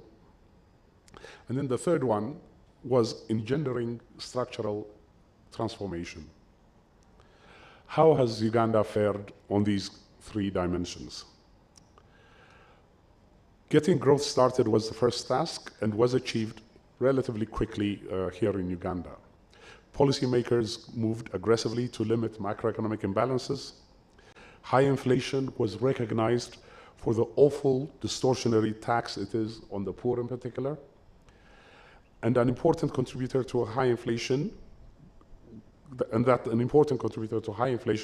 had been excessive monetary financing. This was addressed by better aligning public spending with available financing, thus better limiting fiscal deficits. Consequently, inflation decelerated quite rapidly. Annual inflation, for example, in 1988-89 averaged 149% a year, but had been reduced to around 6% a decade later. As important as the initial step to contain macroeconomic imbalances, though, were the policy frameworks and institutions that the late governor was instrumental in helping put in place to ensure that imbalances remained contained on a sustained basis. These have been touched upon already. I will skip and highlight the few that I think were particularly important. I think perhaps the first of these was when he was still at permanent secretary at the Ministry of Finance, Planning and Economic Development. He helped introduce what was called the medium-term expenditure framework. This helped set out the envelope for spending in the current and forthcoming budgets and made transparent the trade-offs that were being made between spending categories and helped set expectations for ministries in future budgets. A related and important initiative, I think, was contributing to the creation of the Uganda Revenue Authority, in which I understand he was instrumental.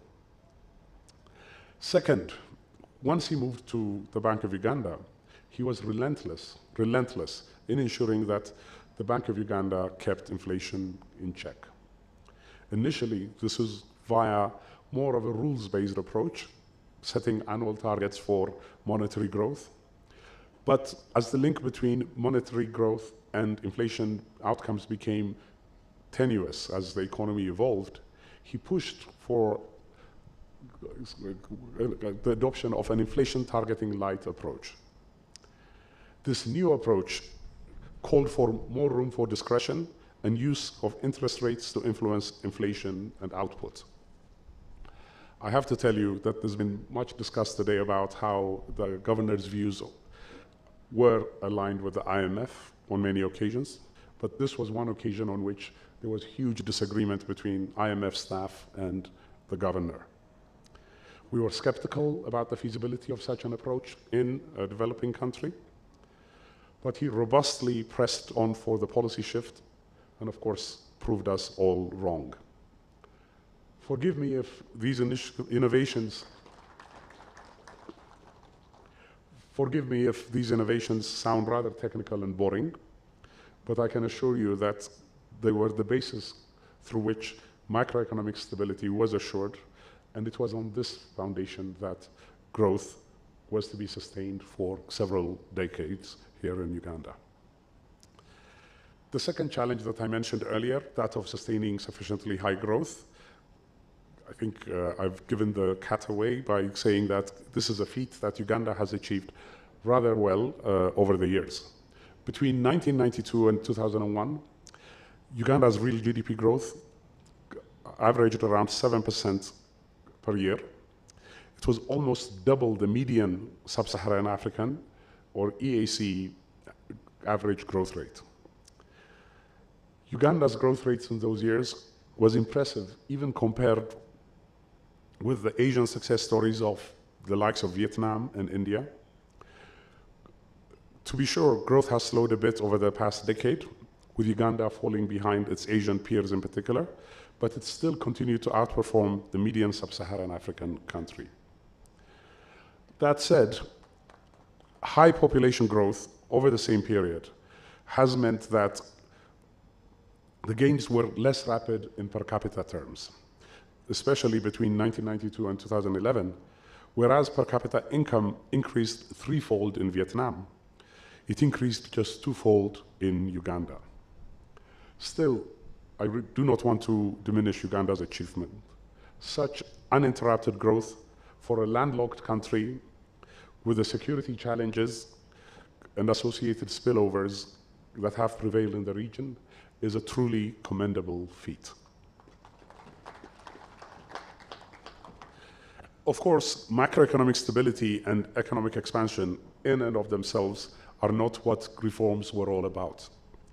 These things matter because of the contribution they make to improving living standards. And in this regard, particularly through 2015 or so, Uganda has made commendable progress in reducing poverty and improving fundamental development indicators such as increased life expectancy, reduced infant mortality, and many other indicators. Moving on to the third dimension or third challenge that the late governor and his colleagues faced in the early 90s. This is, of course, is how well Uganda has fared in engendering structural transformation. Structural transformation is the process whereby an economy transforms from being largely a primary commodity-based economy to one where industry and services dominate economic activity. But not just that, it's about overall increase in productivity in the economy from the agriculture to all other economic sectors. Such economic transformation is the kernel of economic development and poverty reduction. The picture on this front in Uganda is, however, very mixed. Through around 2011, there was significant progress in this dimension, but this has lost steam and even reversed in some cases since then. Let me cite a few numbers, if I may. The share of industrial activity increased from 10% in 1990 to 27% in 2021 in Uganda. But most of this increase took place in the first two decades of this period. While the pace of transformation has been much higher than in the median Sub-Saharan Africa country or even in the EAC region, the current level of industrialization is not much different from regional peers because Uganda started from a lower base. Similarly, the share of services has increased from around 30% of GDP to around 42% between 1990 and 2021. In the past decade, however, there has even been a bit of a reversal in this share. Currently, the share of services is lower than the median country in Sub-Saharan Africa. The transformation of the economy has also been reflected in greater integration of the Ugandan economy with the rest of the world. Export volumes have grown fourfold between 2000 and 2020. At the same time, again, a large compositional shift in export baskets towards manufacturing occurred earlier in this period rather than in the latter part of this period. So what accounts for this initial rapid progress and subsequent stalling of economic transformation in Uganda? To my mind, there are three factors at work. For one, some of it no doubt has to do with the generally observed phenomena in the process of long-run development across countries, whereby growth and transformation tend to be faster in the initial stages of development and mature to a more moderate pace as per capita income increases. Second, I would venture, though, to add that there are other contributing elements, notably from the external front. The global environment was generally more supportive for frontier market countries like Uganda in the 1990s and 2000s, as China's rapid growth and integration into the international economy generated favorable spillovers. Not so in the last 5-6 years. Finally, my strong sense is also that the overarching approach to policymaking here in Uganda, very much characterized, as Adam Smith put it, by peace, easy taxes, and a tolerable administration of justice, has proved to not be sufficient for engendering structural transformation, at least not rapidly so. Instead, a much more deliberate, sustained, and focused approach is needed, and that has not been much evident of late. Against this backdrop, what policy priorities might the late Governor Tumusiime Mutebile have settled on to reinvigorate structural transformation? Mr. President, ladies and gentlemen, first and foremost, I think he would have called for much more aggressive domestic revenue mobilization. Let me make the case for this as I think he would have very directly. For one, the government has much spending and investment that it needs to undertake, and alternative financing sources to revenue mobilization are scant. Second, Uganda is doing rather poorly in terms of revenue collections relative to its peers and the amount of debt that needs to be serviced. As a share of GDP, tax revenue collections remains below 15%, much lower than the EAC average, much less what is observed in many other developing countries. And this shortcoming becomes even more obvious when we compare the ratio of interest payments to tax revenues. In Uganda, it currently stands at 20%, compared to 11% on average in the EAC and 9% on average in the rest of Sub-Saharan Africa. When you compare the level of debt in Uganda with other countries, it does not stand out because public debt as a ratio to GDP stands at around 50%, well below the 64% SSA average. But in terms of debt servicing capacity, Uganda is clearly not doing so well. It is for this reason that I strongly believe that the late governor would have focused on revenue mobilization like a laser beam as a priority challenge. This is not something that requires just technical solutions like improving tax administration, narrowing tax exemptions, expanding the tax base, but also quite a lot of political will. One of the most impressive things about being an occasional traveler here to Kampala is just how much the skyline, infrastructure, and the nature of business activities continue to transform remarkably between visits. It is very, very clear that, facilitated by the strong investment, public investment in infrastructure in particular, that the government has been making, businesses are making quite a lot of money. And rightly so, of course. But the government, I don't think, is getting its fair share in capturing the rate of return through taxes on all of the investments it has been making over the years. I know that one concern is that more revenue collection will deter robust business activity. But as I noted above, the level of taxation here is much below the threshold where higher tax collection could disincentivize investments. Besides, if spending is not going to have to be squeezed further or the fiscal deficit to widen and cause debt problems, there really is no alternative to further increasing tax collections. The second priority that the late governor, I think, would have identified to engender structural transformation, I think is the importance of further human capital investment for climbing up the value-added ladder. In Uganda, both secondary and tertiary enrollment have been lower than in the Sub-Saharan African average, and well below the level, of course, of many lower middle-income Asian countries. Also, in the context of recent school closures during the pandemic, learning losses have been significant, and the risk that children will not return to education have increased.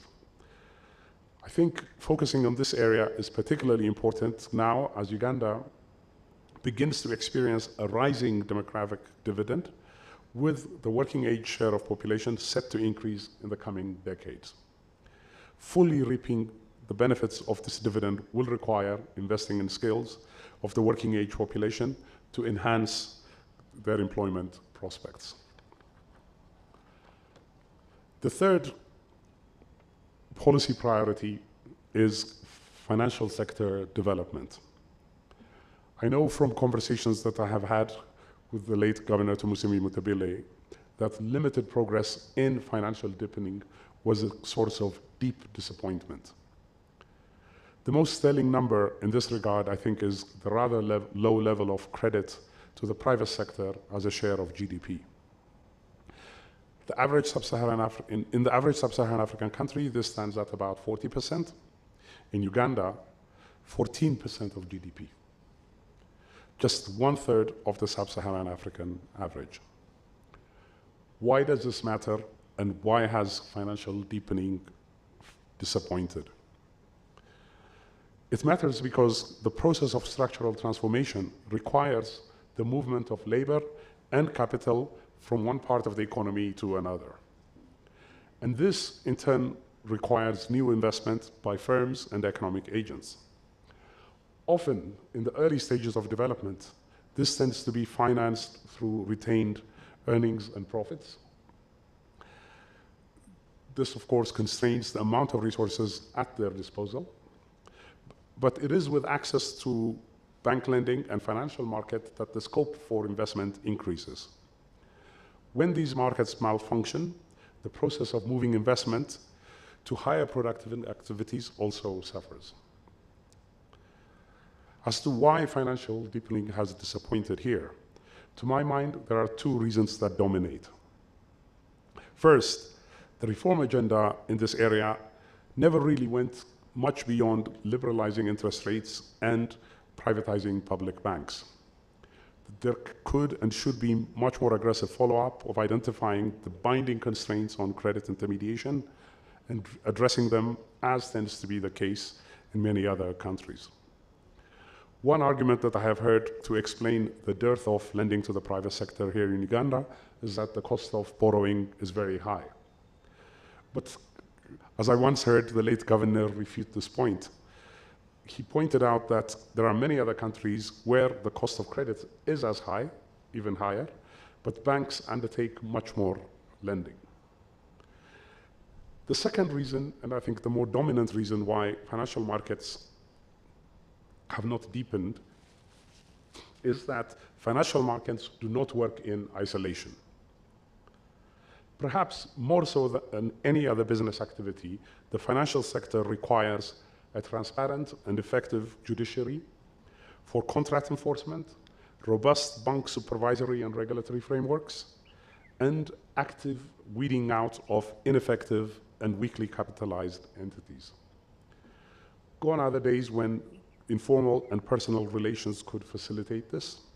Rather, in this environment, what is needed are robust mechanisms and institutions that can reassure economic agents to transact with each other, knowing well that people that transgress will be penalized. Again, these issues, while partly technical, given the vested interests that stand to be affected, is something that requires a whole of government approach and political will to enforce. Let me now wrap up with a few concluding thoughts. First, I want to try and summarize, rather ambitiously perhaps, what I consider to be the late governor's overall approach to policy making. I think this was a deep appreciation for human fallibility. I think this is why, throughout his distinguished career, he championed the need for institutions that promote excellence and good governance, frameworks that set the limits and require trade-offs, and the need to pay heed to market signals. I think this is an approach that is still very much applicable today. On my occasional visits here, I have sensed deep frustration in government circles that development is not progressing rapidly enough and something radical must be done. This frustration is one I share because the potential of this country is second to none. But as I hope I've been able to persuade you, what is needed here is a focus on a few key areas, notably revenue mobilization to promote resilience, further investment in health and education, and financial sector deepening. You have here an economy that has been able to continue expanding for a remarkably long time, reduce poverty considerably. So it's important to not jeopardize this. What is needed now, I think, is upgrading the capacity of the state to engender more rapid structural transformation. Mr. President, not unlike computers, I think the modern economy requires continuous software upgrades as glitches and vulnerabilities emerge. This requires talented and empowered officials in key policy-making positions to continuously work on identifying and alleviating constraints to growth and investment. Second, I have to, of course, say something about the late governor's persona. He was as brainy as they come as an economist and policymaker, with very strong analytics, whiplash smarts, and always open to powerful counter-arguments. As well, though, he was incredibly courageous. I have previously described him as a lion of a policymaker. This, of course, was in reference to his lifetime of public policy service at Ministry of Finance, Planning and Economic Development, Bank of Uganda, and his contributions to the East African community, which have left a large and illustrious imprint on policymaking and policymakers throughout the region, and indeed well beyond. But it was also in reference to his fearlessness, the way he stood his ground when he felt policies detrimental to progress were being considered. He was always ready to speak truth to power. And mind you, he was doing this even in the days as a young man when doing so risked him very real personal harm. I think that there is much our generation of policymakers, advisors, and technocrats could do to emulate him. We have to, of course, recognize that policy positions are often adopted as much for political reasons as they are for solely economic ones. But an important way in which we can all pay homage to the incredible success and legacy of the late Governor Tumusiime Mutebile is by making sure that we compellingly make the case for the appropriate course of action and laying out the consequences of failing to do so. Finally, as the occasion has called for, I have centered my remarks around the late governor, the humble, generous, and often shy person that he was. He would probably have been a bit mortified by the sole focus on him if he was here today with us. I think he would have wanted recognition of his very able fellow collaborators, as mentioned earlier before, like the late Chris Kasami, Keith Muhakanisi, who is not here with us, and many others, including in this crowd.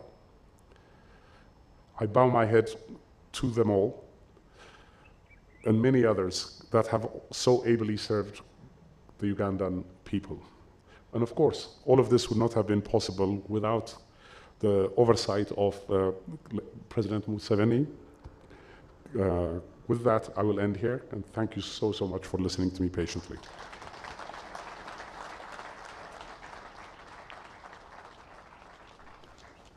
Thank you so much, Mr. Abebe. Another round of applause.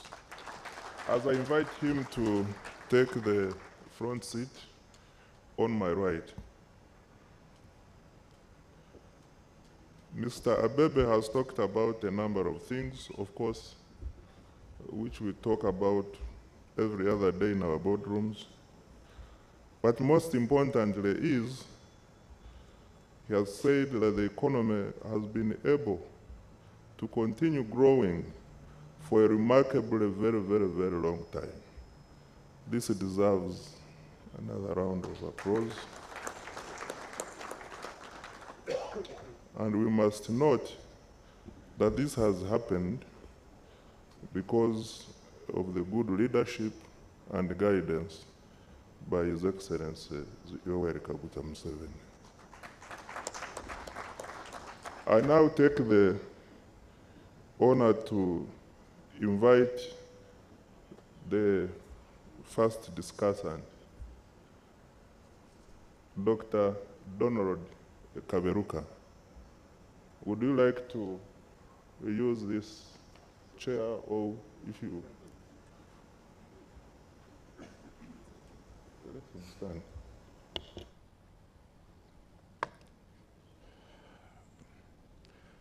Mr. President, Excellencies, ladies and gentlemen, good afternoon. It's a pleasure to be here. My association with the late Mutebile goes a long way, about 35 years, in our different capacities. So as I said at his funeral, him and I discussed policies continuously over that period of time. So I want to thank the Bank of Uganda and the family for inviting me to make a few comments on Abebe's excellent remarks. But I have just two problems. One of them is that I agree with everything he has said. So I don't know what to say. The only two differences I have with him is that he's still in office and I'm out of office. So his ability to stray too much out of orthodoxy is circumscribed. He has to stay in line. Since I'm out of office, I have a bit more degrees of freedom to say a few things which I'm sure he agrees with. Another small difference, Abebe, is that international organizations, they have a habit of dividing Africa into two, what they call Sub-Saharan Africa and North Africa. It's a convenience for the World Bank and the IMF and others, but I don't think I want to approach it from that angle. Because North African countries are part of Africa, although in the IMF and the World Bank, they are counted as part of the Middle East. So this would be my only two differences. You're in office, I'm out of office. And I'll talk about the whole of Africa as you talk about Sub-Saharan Africa. Now, I've been given 15 minutes, and I want to respect the time. But before I do so, Mr. President, friends, let me say how lucky we have been to have Abebe leading the IMF Africa Department in the last 5 years of crisis. Under the leadership of Kristalina, the MD, the institution is totally unrecognizable from what was, say, 30 years ago. And I know what I'm talking about. But in addition, since COVID up to now, just listen to these numbers. They used to do $1.5 billion to $2 billion per year. In the last 2 years, they have done $60 billion to Africa. Just note the numbers.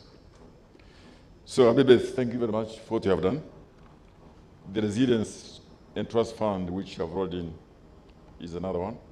But also, something has happened in the fund, which many of you may know. In the past, the fund was very inflexible on many things, very prescriptive. But recently, the fund is very flexible, surprise, surprise. And they have assumed new missions. Long time ago, it was about macroeconomic stability only, but you heard him talk about structural transformation. They now talk about gender, about climate, about fragile states, and all that is a force for good. So, in responding to these remarks, I thought of doing the following. Mike, Deputy Governor, when he invited me, he said I should answer the question, what would Mutebile have done if he had listened to Abebe's remarks? So, number one, in the 1980s and 90s, Mutebile and his colleagues were instrumental in what are called the first generation of economic reforms. This is inflation, currency misalignment, budget and current account deficit, health of the financial sector, reform of state enterprises, and so on. I'm sure the young generation of Ugandans here may wonder when they hear things like Kibanda exchange rate or Magendo, but they did not live that period. But that is a kind of challenge they were facing. Now, these reforms were not always popular. They did not resolve everything, but they laid a firm foundation for the subsequent trajectory, which Abebe describes very well. I know there have been a lot of criticism about this kind of economic reforms, especially among left-wing circles. One of them was that these reforms, euphemistically called the Washington Consensus, had a lot of ideological baggage in the name of laissez-faire and abetted neoliberalism. I must say that in this room, your humble servant included, in his youthful years, had some sympathy with that view. But he quickly matured out of it. The second critique I had was about design. It tended to be one size fits all. And thirdly, that it undermined ownership of countries to do what they want to do. Now, Abebe, I want to say that there was probably at some point a bit of overcorrection, but quickly corrected in the neoliberal direction. And sometimes the fund had these over-dogmatic approaches, which, thank God, have gone out of the window. The fund is a very fast learning machine, and it has since become an organization you can have a dialogue with, which is not prescribing what you should do, but figuring out what you can do together. So thank you, sir, for that. Now, let me agree with Abebe also that these economic reforms were not an end in themselves. The end was economic transformation, which he describes very well. But here, I want to probably express a heterodox view that in the way of structural transformation, countries can take different paths. Just look around the G20. It could be a neoliberal path, it could be state-led capitalism, or everything in between. Just look at the G20, what is happening there. And then, of course, our countries are matured enough. We know what to do. The external agents of restraint, like in those past years, telling our countries what to do, that is now less and less important. So let me respect my time. What would Mutebile have done? The first thing would be macroeconomic discipline, definitely. Discipline, not in the short term, but discipline in the long term. Discipline not because it is good, but because it is existential. It is something which has to happen. And it has to happen in a sustainable way. Because I've had an opportunity to say to some of our ministers that crisis, and there are quite a lot nowadays, will happen all the time. Just look at the crisis we have had over the last 30 years. You can enumerate a whole list of them. From the oil crisis in 1973, the dollar devaluation, 9/11, you can go to global financial crisis, Ebola, COVID, and now, of course, the war in Eastern Europe. So crises are, so to speak, a new normal. The art of economic policy is about anticipating and building resilience. And that is the situation we're in right now. And I do agree with all the recommendations which the Speaker has made.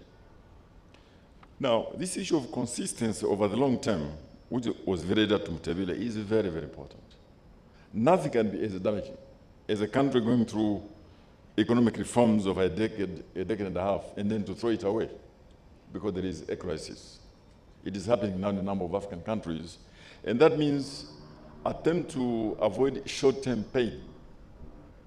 You actually invite long-term pain and high-cost reforms in the future. Consistency and avoiding volatile policies. Now, rich countries can afford inconsistency. Just look at how they responded to the global financial crisis. Nationalizing banks, printing money because they can. But we don't have that luxury. Our room for maneuver is very, very small. And therefore, consistency over long policies is absolutely critical. And in terms of that consistency, Mr. President, dear friends, I want to say that I think Mutebile would have insisted a lot about anchoring the independence of the central bank. Because all these fights on inflation, in countries where central banks are not independent in law and in fact, this is where hyperinflation, instability of the financial sector becomes a problem. It is absolutely important that our central banks, at this point in time, anchor their independence. But independence does not mean you don't coordinate. It is actually important at this time of crisis that central banks and ministers of finance, even ministries of social affairs, coordinate policies very closely. I'm not saying they should agree always. There should be always some disagreements between the Minister of Finance and the central bank governor. If there isn't, we would be concerned. But there should be close coordination for policy to be meaningful. One thing also I think Mutebile would have insisted upon, as many of his colleagues do, is that when you are anchoring discipline and discipline which imposes short-term pain, that pain must be minimized and applied to all. It cannot simply apply to some. The pain must be minimized, shared, and benefits widely distributed. So, subsidies, let me pick just one. If you're going to have subsidies, and many of our governments are now under pressure to give subsidies on transport, on food, or energy, you have to think. If you give open subsidies available to everyone, so two things will happen. It is the wealthier off who would benefit. The vulnerable people you want to protect actually get less benefits. And number two, they're very expensive. However, a policy of targeted subsidies to those who need it, which are limited in time, is the best way to go.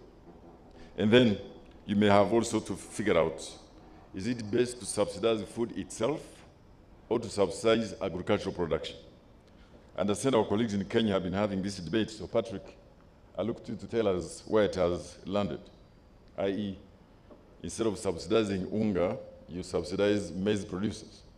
All these are issues which I think about in terms of equity. One more thing which I think Mutebile would have insisted upon, because we are now living in a world where we're almost getting to a point of the 1930s. And I'm saying this with all the candor at my command, because what I said during the COVID crisis and vaccine access. When wealthy countries, rightly so, were looking after their own people, and we, African countries, even when money was available, could not access the vaccines. You could talk about climate finance, you could talk about how we're dealing with the global recession, supply chain disruptions, the financial markets, and then, of course, this issue of debt. it is important we make a correct reading of this. Should we continue to be dependent on global supply chains, which can easily become a risk for things which our people need, like medicine, like vaccines, like food now?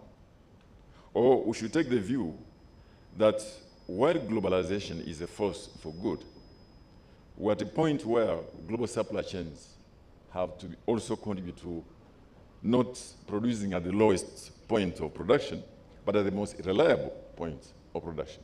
That's the lesson we got from COVID. Now, very finally, just I'll come to the end, 15 minutes, I think. The instrument which IMF has just rolled out, called Reliability, Resilience and Sustainability Trust Fund, to help countries cope with climate change, with pandemics, is something marvelous. But it was supposed to be funded by countries reallocating the special drawing rights. Because when the special drawing rights were issued, of course, they went proportionally to the quotas in the fund. So countries who received a large amount of special drawing rights actually don't need them. And so the proposal from the head of the IMF and others was those countries who don't need those special drawing rights can reallocate them under conditions to be discussed to low-income countries via the IMF to help fund climate, fund pandemics. So thank you for that, but the amounts are still limited to what was available from the limited amount of the special drawing rights. Now, I don't think there is a lot of runway to reform the multilateral system now, beginning with the SDR itself, but there are many other examples. WTO dispute resolution, a reform, of course, of the IMF itself, and the Quota. I think big power interests are misaligned, whether it is pandemic, climate, energy, let alone security management. What we have now is sort of a zero-sum calculus, or even sometimes zero-sum economic warfare. And therefore, at that point, African countries, and I don't mean just Sub-Saharan Africa, I mean African countries, we have to ask ourselves a question. In the global scheme of things, we're very small economies, inherently vulnerable, over-impacted by what is happening in the global economy, in the context of an underwhelming multilateralism. The question has to be, what do we do ourselves to build the resilience? I think the continent must assume its right to exercise its agency, its right to exist, and make its own economic and social choices.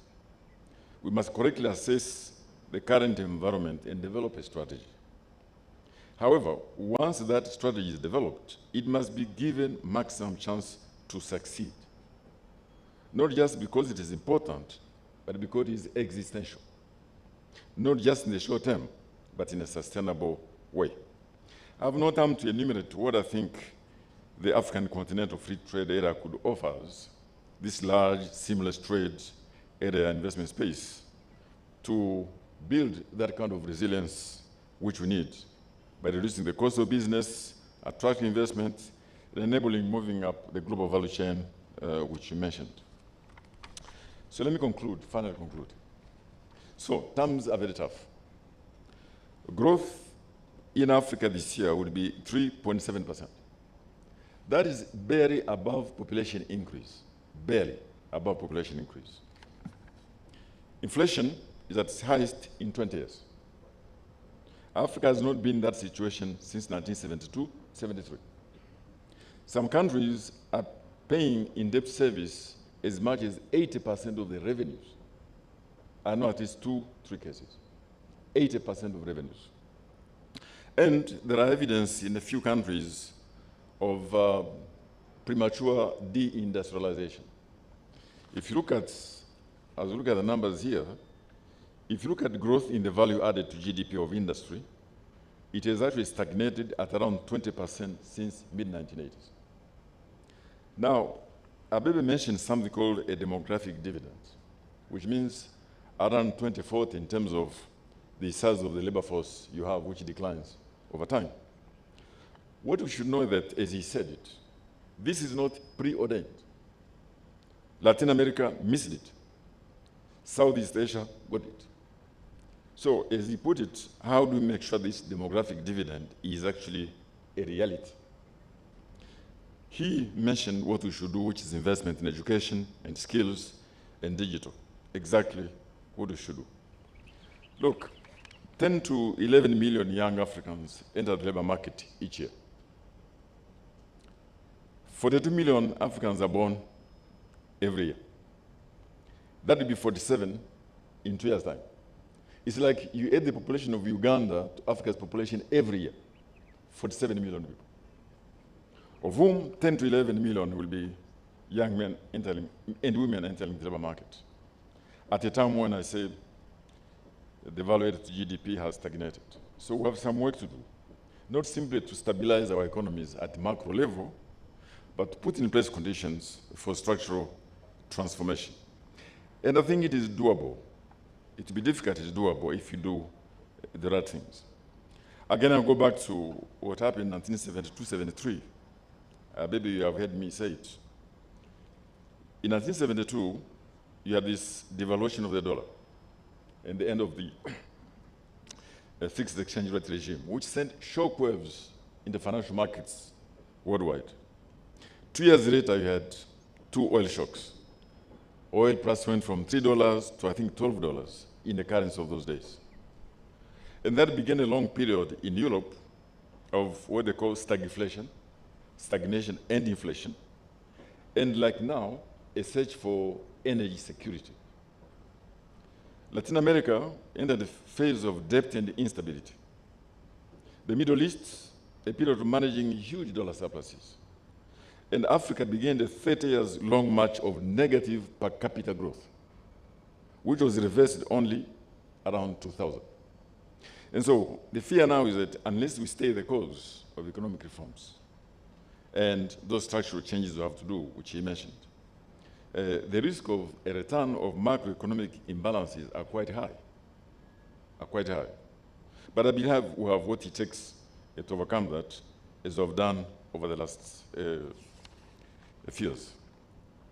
So let me again thank Bank of Uganda, thank Mutebile family for inviting us. I think our colleague has mentioned a lot of achievements you have made. He knows more about that myself. I'm only saying that if Governor Mutebile was here, he would probably say, stay the course, be consistent. Don't be distracted by the crisis, manage them fairly, manage the structural transformation, work on the multilateral order, and then keep the discipline, and success is guaranteed, as many African countries have shown. I want to thank you very much for your time and for the invitation. Thank you, Mr. President. Thank you, my friends. Thank you so much, Dr. Donald Kaberuka. Friends, join me in appreciating Dr. Donald Kaberuka with another round of applause.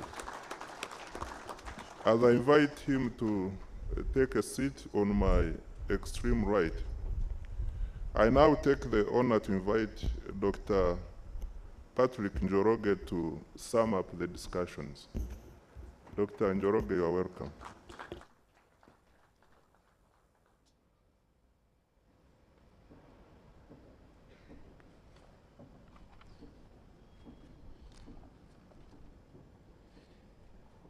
Thank you very much, dear guest, Mr. President,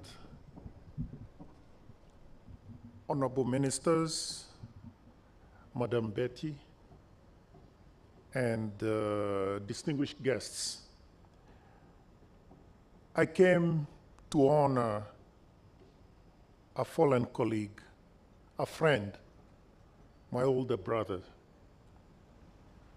And I know the discussion was directed as to follow the variable lecture, and of course for me, following also the variable discussion by my brother also Donald Kaberuka.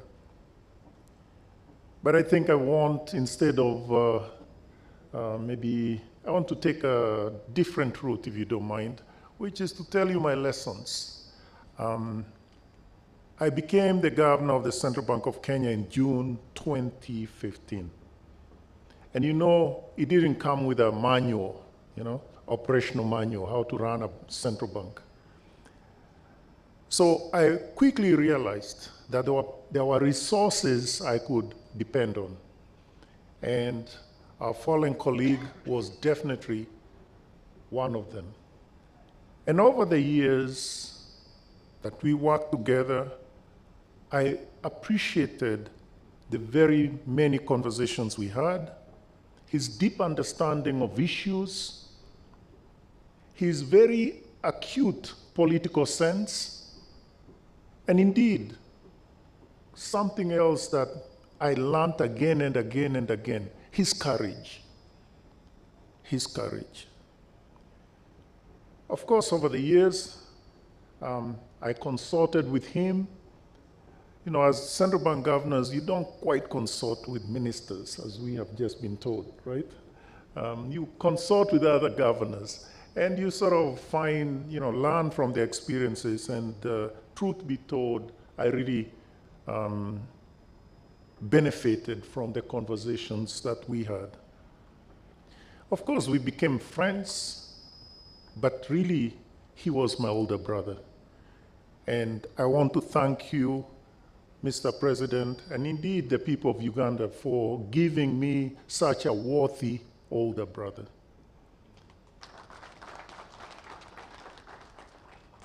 Now, having listened to him multiple times, I have begun to see how he looked at things.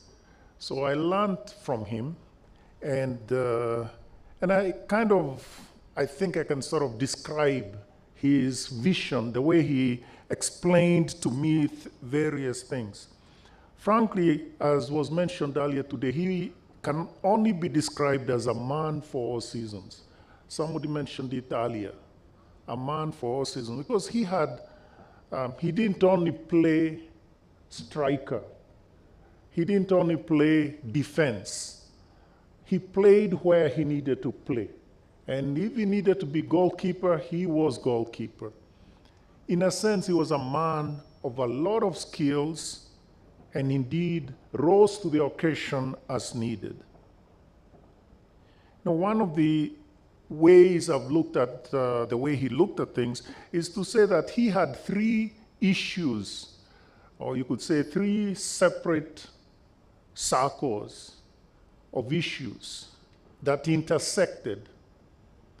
And I'll just mention them to you. I call them, for those in front of us, I call them the political economy trilemma.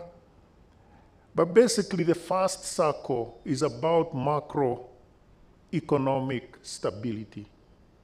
And he understood very well the training that he had and understood how to maintain that. So in all the conversations, the questions, the approaches, he was a macroeconomist par excellence. And this is something that I think the younger generation need to appreciate a lot more. Meaning he was an economist, and he dealt with things as an economist. Economic growth, cost of living, all those were things that obviously, as we were told today, we struggled with, and we are struggling with them, but he could see them and discuss them and think through them as an economist. Then there's another circle, which is social stability. So he understood very well, very keen appreciation of society's pain. So for instance, when we talk about cost of living, he did understand the social side of it, meaning what it means for people and livelihoods. The purpose, when you talk about economic growth, things about equitable economic growth, etc. Various interest groups, the conversation about subsidies. Is one thing to say we should remove subsidies, another to first think about the interest groups that are there, and to then manage all that. he had a very keen sense of that. And this is all, we are discussing this with him in, in sort of behind doors, right? And then there's the third circle, which is what I would call opportunities. And Don, you mentioned it a moment ago. Things, for instance, about our youth. Yeah? What are we going to do about our youth? How are we presenting those opportunities to our people? Because it's not enough to say there's growth. As I have famously said, we cannot eat GDP. You cannot eat GDP. At the end of the day, you need to present opportunities, and not just for the next 2-3 years, but actually sort of for the long term. Those opportunities. So jobs, sectors, agriculture, the meaning of agriculture and where is it taking us, etc. Innovation, inclusion, productivity, all those are things that are in the circle of opportunities. So if you have these three circles, the point is they intersect. And the issue is to hit the place where all three intersect. And this, to me, shows the mastery of the man, because he was able to navigate that very narrow intersection of these things without, in a sense, belaboring his, let's say, economic arguments, or for that matter, coming through like a bleeding heart, social issues, or for that matter, sort of thinking, having a very keen interest as, let's say, the Minister of Industry, et cetera, would have on industrialization, etc. So that's how I sort of place him. But in all this, I learned from him that I have to remain always a central banker. Unfortunately, well, I only got to know him in his later years when he was a central banker. And so the fact that he was a central banker and really wanted all of us, myself included in my conversation, to remain a central banker, but at the same time, ask the uncomfortable questions as an economist. So he appreciated my training as an economist, and obviously realized that there are benefits to asking those questions according to our training. Now, I'll mention a few things, other lessons, but I think the one lesson I would make is the first one, really. And this took time for me to appreciate. A lot of time, etc. He wasn't always very direct. Yeah, meaning he wouldn't just tell you, do this, do the other, or, even you had a conversation, and I learned a lot from that. I guess often we all want to have quick, like instant coffee answers. Just put in the instant coffee and you have the answers. So the first lesson in all this, really relating to this thing of being a central banker, is that he was very aware of his vulnerabilities, and vulnerabilities also of the central bank, that's BOU. Very aware of those vulnerabilities. He didn't wear them on his sleeve, so maybe to me he would talk a little bit more. But the point is, he was very aware of those vulnerabilities, and at the same time, really realized that the one thing, the one card he would never throw away, is about credibility of the central bank. And he pushed that. And Don, you mentioned this thing about independence. I hate to tell you, that's a kind of an old word, Don, So the thing of credibility of the central bank.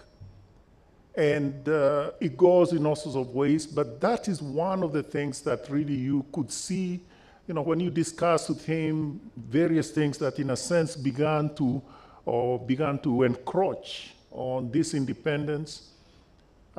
He would obviously react very strongly, like a lion, but at the same time understood that credibility of the central bank and independence of the central bank, if you may, was not something that was to be seen by itself. Of course, there was going to be accountability, et cetera, all that he understood. And to me, that was the first lesson. Appreciation of the importance of the credibility, particularly in our economies. It's one thing to talk about credibility of a central bank like the Fed or advanced economies. You talked about G20. It's another to talk about the credibility of our central banks, given the many problems that we face. That was one thing. The second one, the second lesson, as it were, in this space, you know, it's one thing to say that he understood, like the example that was given to us just now, about his approach to flexibility exchange rate regimes. By the way, Your Excellency, I already knew how much the governor, his views about flexible exchange rate regime, but I only learned from you the discussion that you had about the flexibility of flexible exchange rate regimes in Uganda. And I really appreciate you telling us that story about your conversations with Emmanuel several years ago. But I think from our perspective, it's easy to think that he could only see, or he could see the opportunities of a flexible exchange rate regime. Actually, he saw the opportunities and also the dangers. He probably wouldn't tell you what the dangers are, meaning until you're in a closed sort of space, then he could tell me what the dangers are.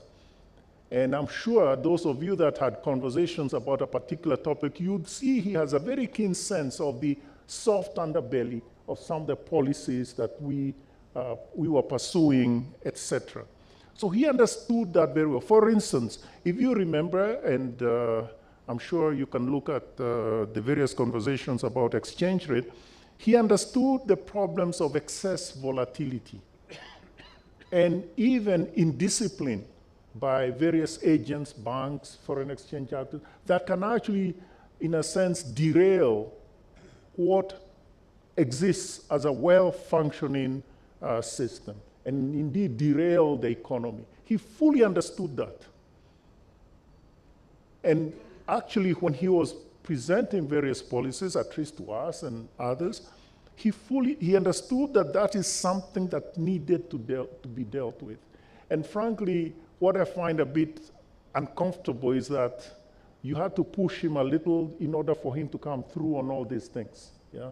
So once you got to, once he understood you and you understood each other, then yes, of course, he would tell you all these things, you know, watch about this, watch that other issue. But it is important to appreciate that even with opportunities, there are dangers. And you need to watch for the dangers. Unfortunately, some of us belong to the school of just looking at the bright side of things. This is the bright side, and don't worry about the dangers.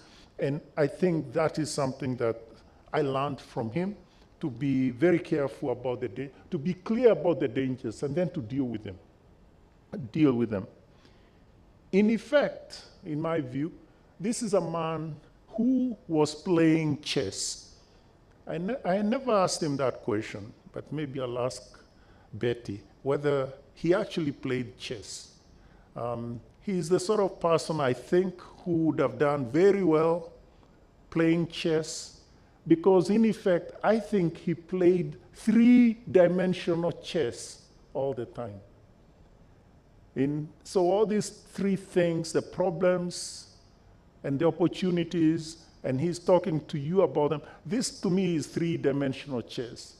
And he was brilliant in that sense. And it's important for us to appreciate the sort of the mind of the man that we are obviously honoring today. I want to make two other points before I finish.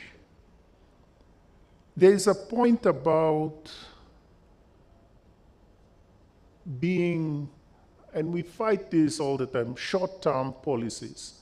And I think today there was a discussion about growth.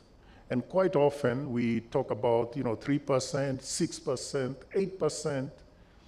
The issue, though, is he had a keen sense of the long-term outcomes. So not just the short-term, the long-term outcomes. I'll give you a simple example. The question that was raised by Abe a moment ago about inflation targeting. Actually, if you looked at any, let's say, if you go through the macro, let's say, rules, the rule book, if you may, sorry, there's no rule book, but you begin to see the preconditions. One can argue that Uganda was miles away from satisfying the precondition for inflation targeting. But in his mind, he knew that a journey of 1,000 miles starts with a single step. And he began going in that direction before others could actually see that it was time to go in that direction. And to me, that is the amazing thing, that he had this eye for the long term. Now, when you talk about, for instance, so the long haul, when we talk to investors, quite often, this is one of the issues that we raise with them. You're investing, expecting returns in the next 2-3 years, or the next 5 years. You should be investing for the long haul. And policymakers should also be investing for the long haul. And even the government spending in health, spending in education, spending on those things, the returns are very much in the long haul. And that's where we go to these circles. So I talked about the 3 circles, opportunities are there. And those opportunities, the returns will be in the long haul. So I guess I learned this thing of look at the long haul, the returns, even as you and the people around you are also discussing the short term. So this means, for instance, building institutions, building markets, all these take time.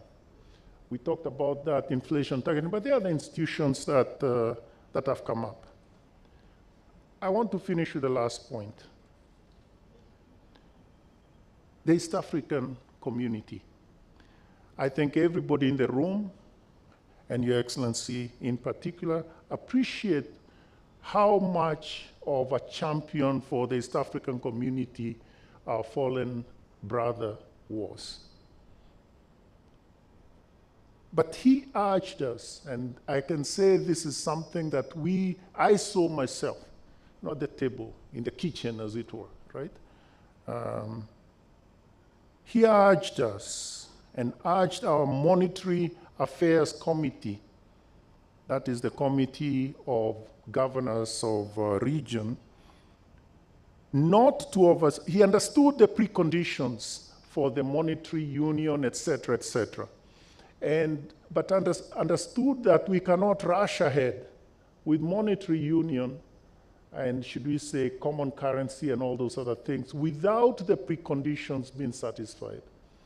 So it meant that today now, take the long haul, take the long-term view and really work. And he saw a risk of reversion to trade protectionism. So if we want to go ahead with the East African community, we need to be very concerned about this trade protectionism. And it would reverse the gains that we have had as a people of East African community, etc. So this is something that we learned from him. And I think in all the things that I think we memorialize, this is one of the ones you can say he was one of the pillars of what our East African community will be. I want to finish, Your Excellency, with a story. Years ago, I was in Arusha for a meeting of the East African community.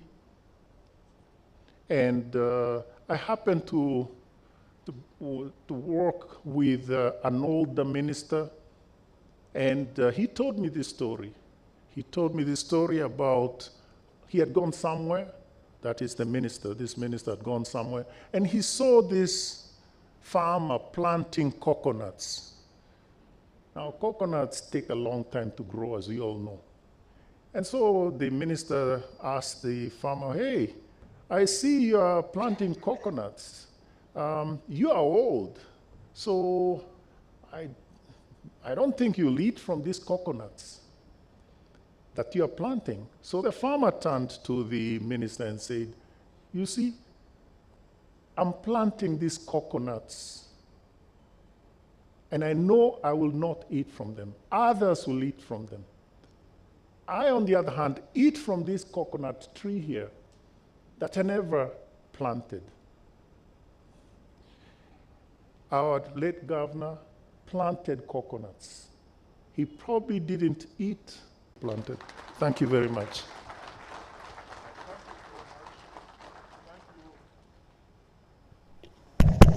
Thank you very much, Dr. Njoroge. I invite you to take the front seat on my left.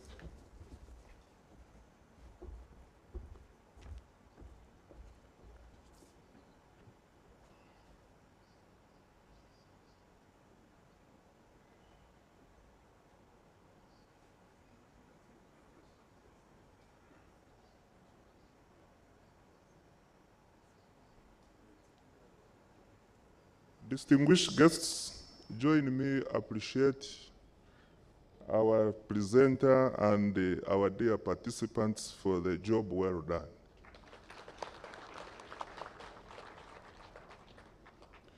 They are in front because they will take some questions later on, and I beg for music interlude as I go to the next item.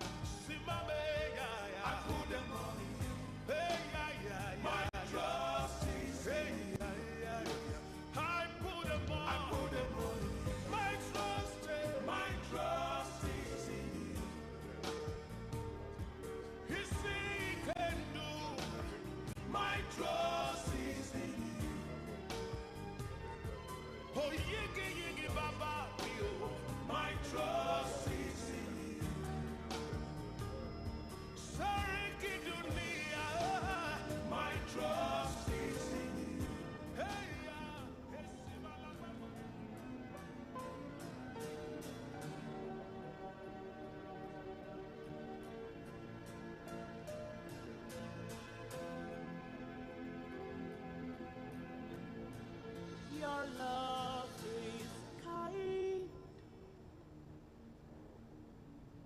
Your love is patient. You fill my heart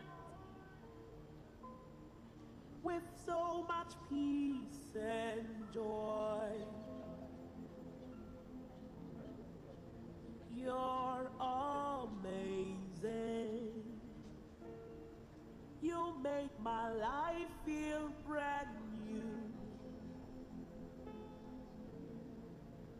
You're amazing. Ladies and gentlemen, I want to take the opportunity to draw your attention to a feedback form that is in the folder on your desks. We ask that if you could kindly complete that, it will help evaluate today's session. All those online, if you can access the QR code, please also fill the feedback form. Thank you very much. Jesus, you love me too much, oh. Too much, oh, excess love, oh. Jesus, you love me too much. Your Excellency the President, distinguished participants, ladies and gentlemen, it is now my honor to invite His Excellency the President, who is our chief guest this afternoon, to address the audience.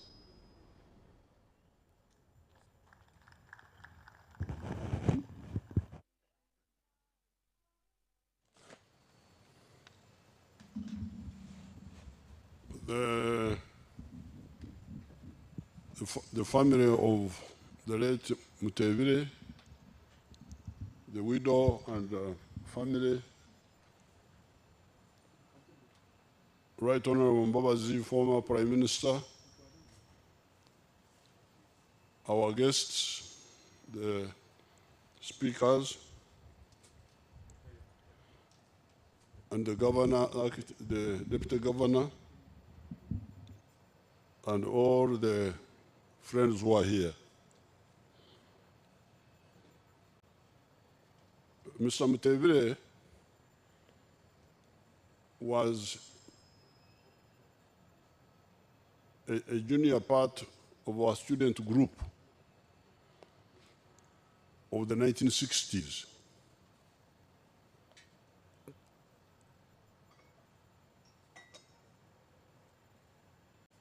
We were already very active in the politics of Uganda.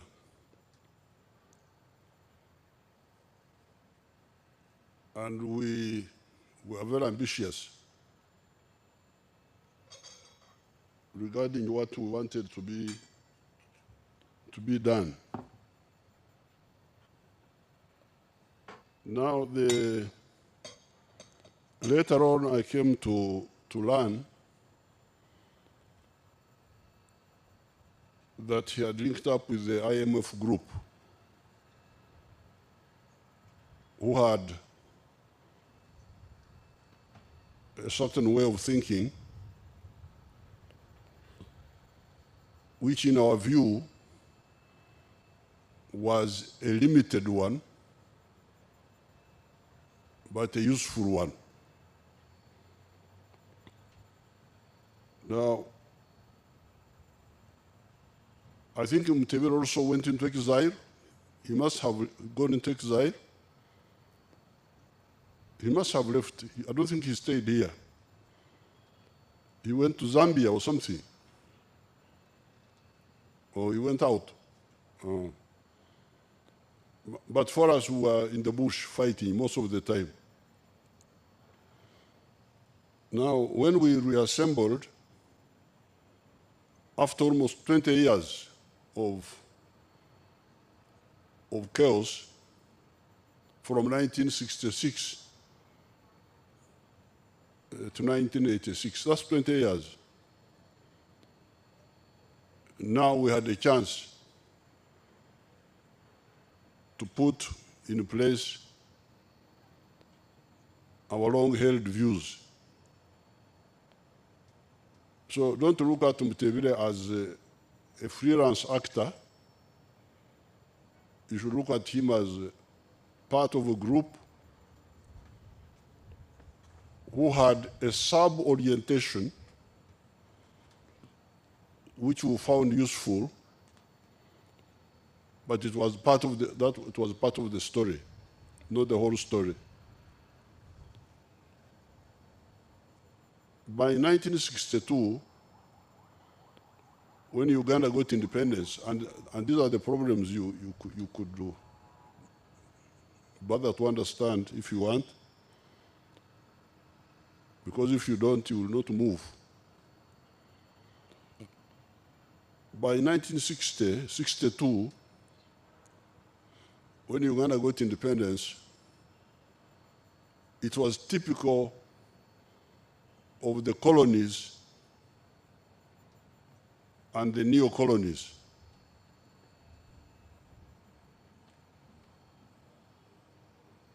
this is where the problem is. All those problems you talk about, social, this, what, they all come from that historical reality, that these countries like Uganda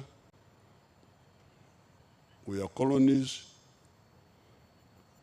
and by the time of people like Idi Amin, they were neo-colonies. And these neo-colonies were characterized by what we are calling enclave economies, enclave money economies. You would have the whole economy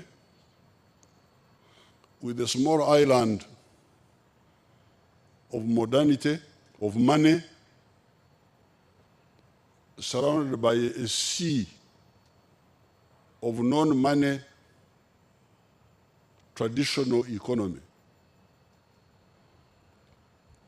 By 1962, Uganda was being described as the enclave of Uganda's economy, of the money enclave, was being described as the economy of the 3 C's and the 3 T's. The 3 C's were cotton, coffee, and copper. And the 3 T's were tea, tourism, and tobacco. That was the economy of Uganda at independence, the money economy. The rest, traditional way of doing things. What we describe in our language here as abakorera ekida kyonka, people who only work for the stomach. What you call in your language subsistence economy. In law we say, teach me each keken. Now, when Idi Amin came in, he destroyed much of that small island. By 1986, cotton had collapsed, copper had collapsed. It was only coffee which was still limping on at 2 million bags a year. The 3 T's, tourism had collapsed, tea had shrunk from 23 million kilograms to only 3 million kilograms. And tobacco is the only one which was still limping on. So therefore, when we were assembled, we had very clear views, which had, like, if you would like to record them, maybe 6 targets. And when you are talking about Uganda, that's how you should look at it. 6 targets in the economy. Number 1, the minimum recovery. To bring back, if possible, the small island of the money economy. And in order to do that, we had to deal with what Dr. Kaberuka referred to, which was reformalizing, because the economy had, that small economy had become, the whole economy had become totally informal, was no longer formal. The magendo, the smuggling, the chivanda, the foreign currency black market, the what they were calling Oksamra, speculation. That's what that economy, that residual neo-colonial economy was like that time. Now, in order to do that, definitely Mutebile and his group helped us because they emphasized it. For them, but maybe let me first go through the targets. So the second target was after reviving the small island, then the next target was to expand it. To expand it. Revive the small island of money economy, and expand it. Number 3, diversify. Diversify the activities in the money economy. Because remember,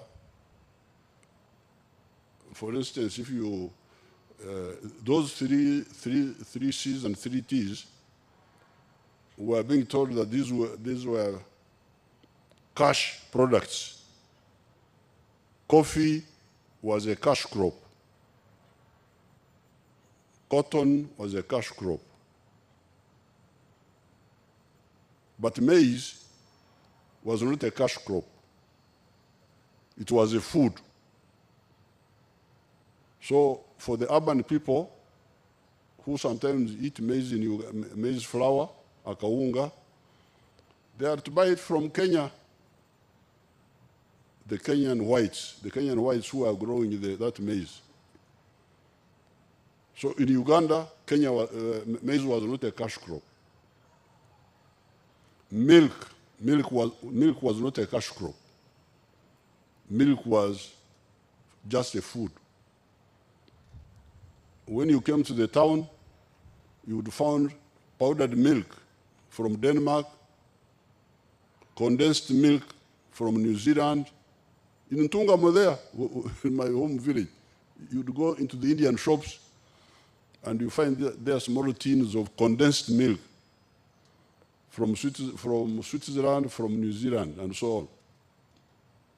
And here we had cows, but we had no linkage with the market.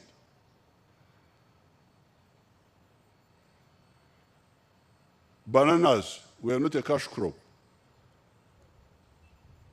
Sugar cane was just for chewing. Just chew and you spit on the road.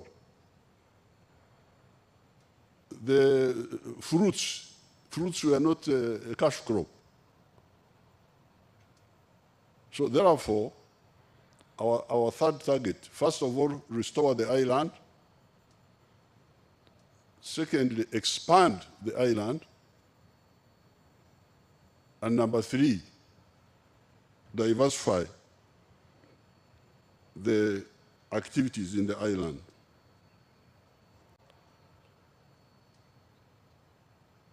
Then number 4, start building a new economy of a new type. Because as you are doing all that, you are reviving education, you are reviving infrastructure, and so on. Then start building an economy of a new type. By, for instance, reviving our educational system and introducing new faculties, which was part of our long-term plan. Like, for instance, at Makerere, there was no food science faculty. We introduced it deliberately because Uganda easily produces those agricultural products. Now, that new faculty which we introduced, and another department which we introduced was the Faculty of Quantitative Economics, or department, I think it is in the economics department. That food science faculty has produced a lot of new innovators who are now creating a new economy for us.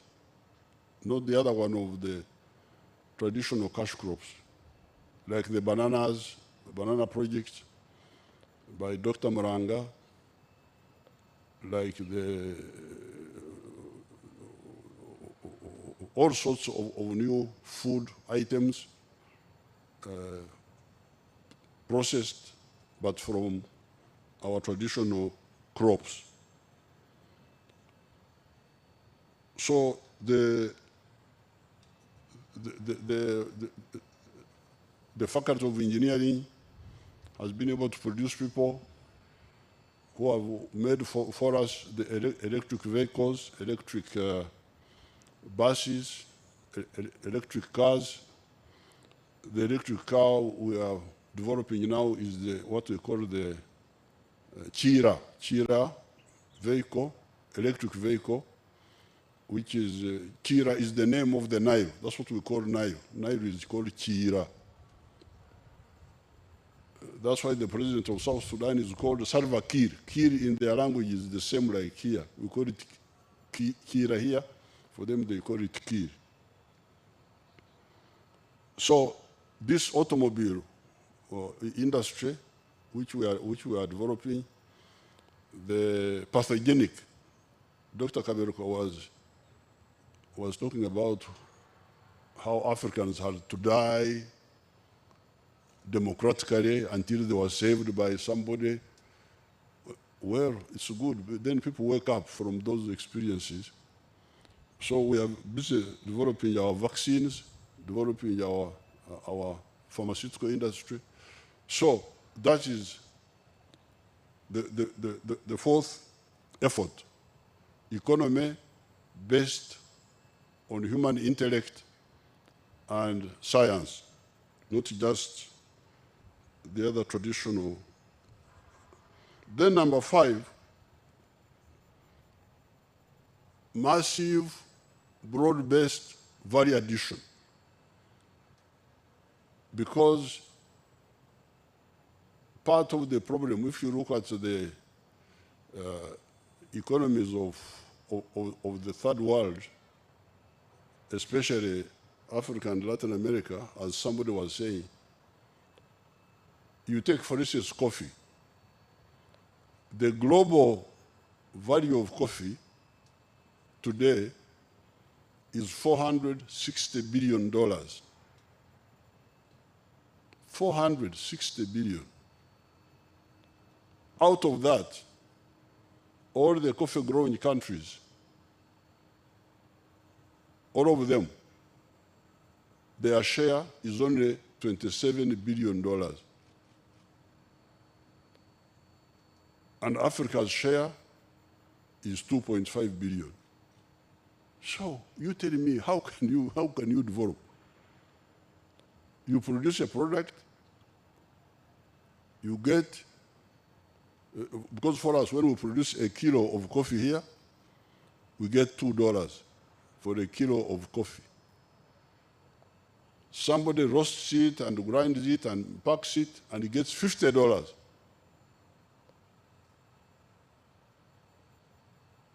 And we have got economists and analysts and all these people. What are they analyzing? Why don't they see this? So, you must have heard that I belong to a group called National Resistance Movement. You must have heard that rumor, that this old man belongs to something called National Resistance Movement. So we resist this bankruptcy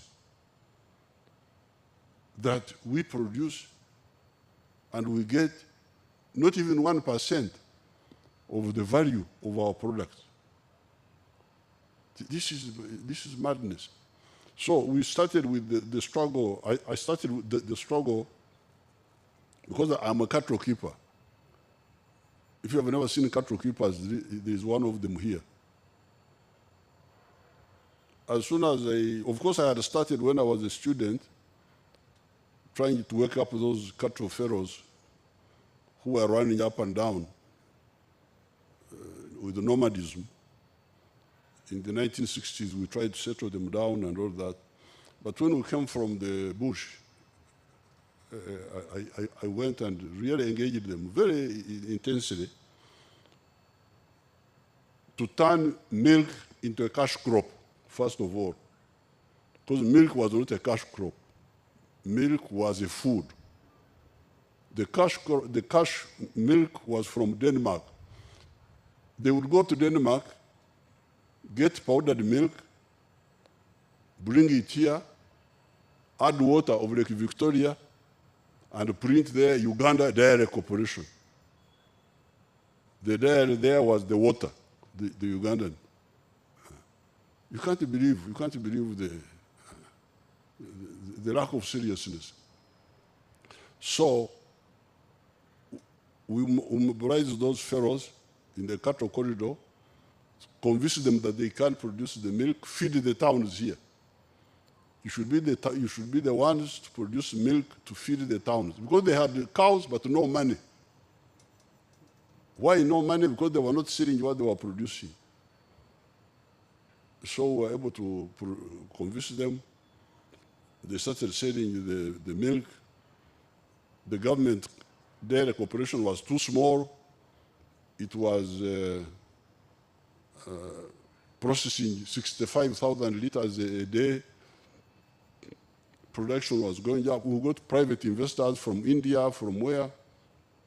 Now we have got a huge dairy industry, fully integrated from production to liquid milk, to powdered milk, to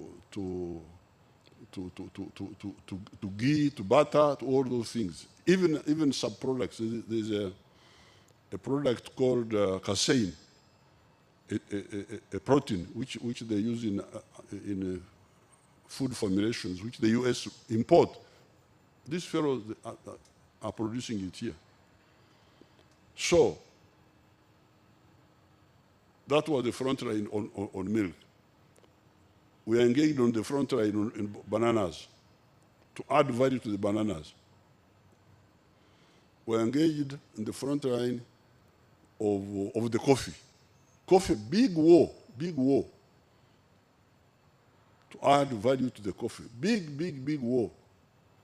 I met, many years ago, I met Nescafe. And is it Nescafe, one of those groups? Nescafe is the other one. There are two of them.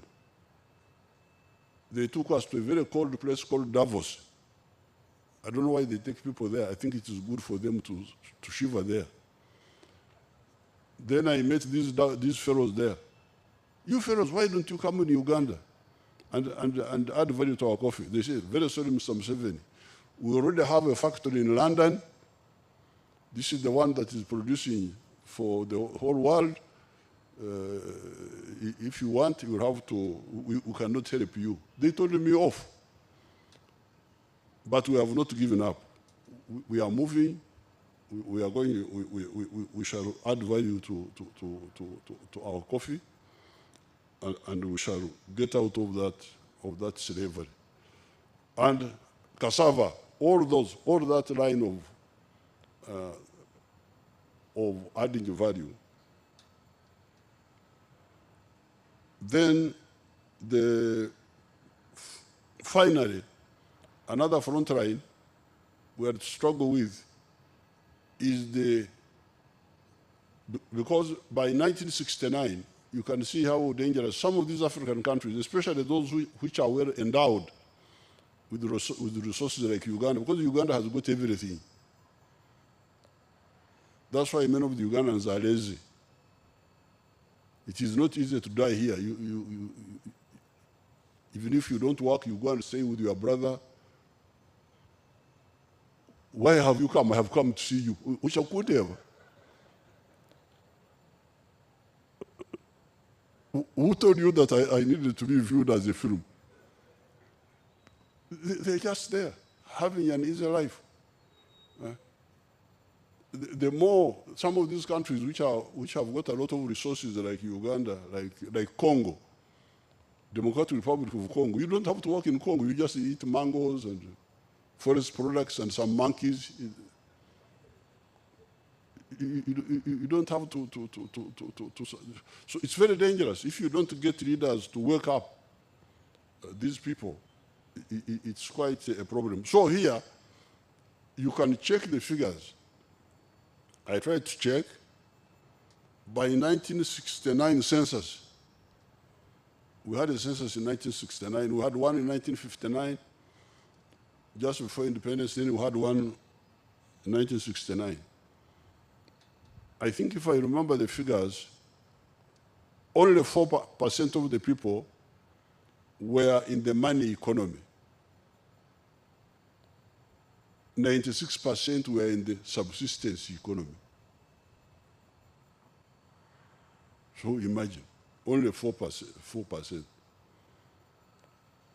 When we came into government, we started talking about it. But when we checked, even by 2013, the people who were in the money economy were now 32% of the homesteads.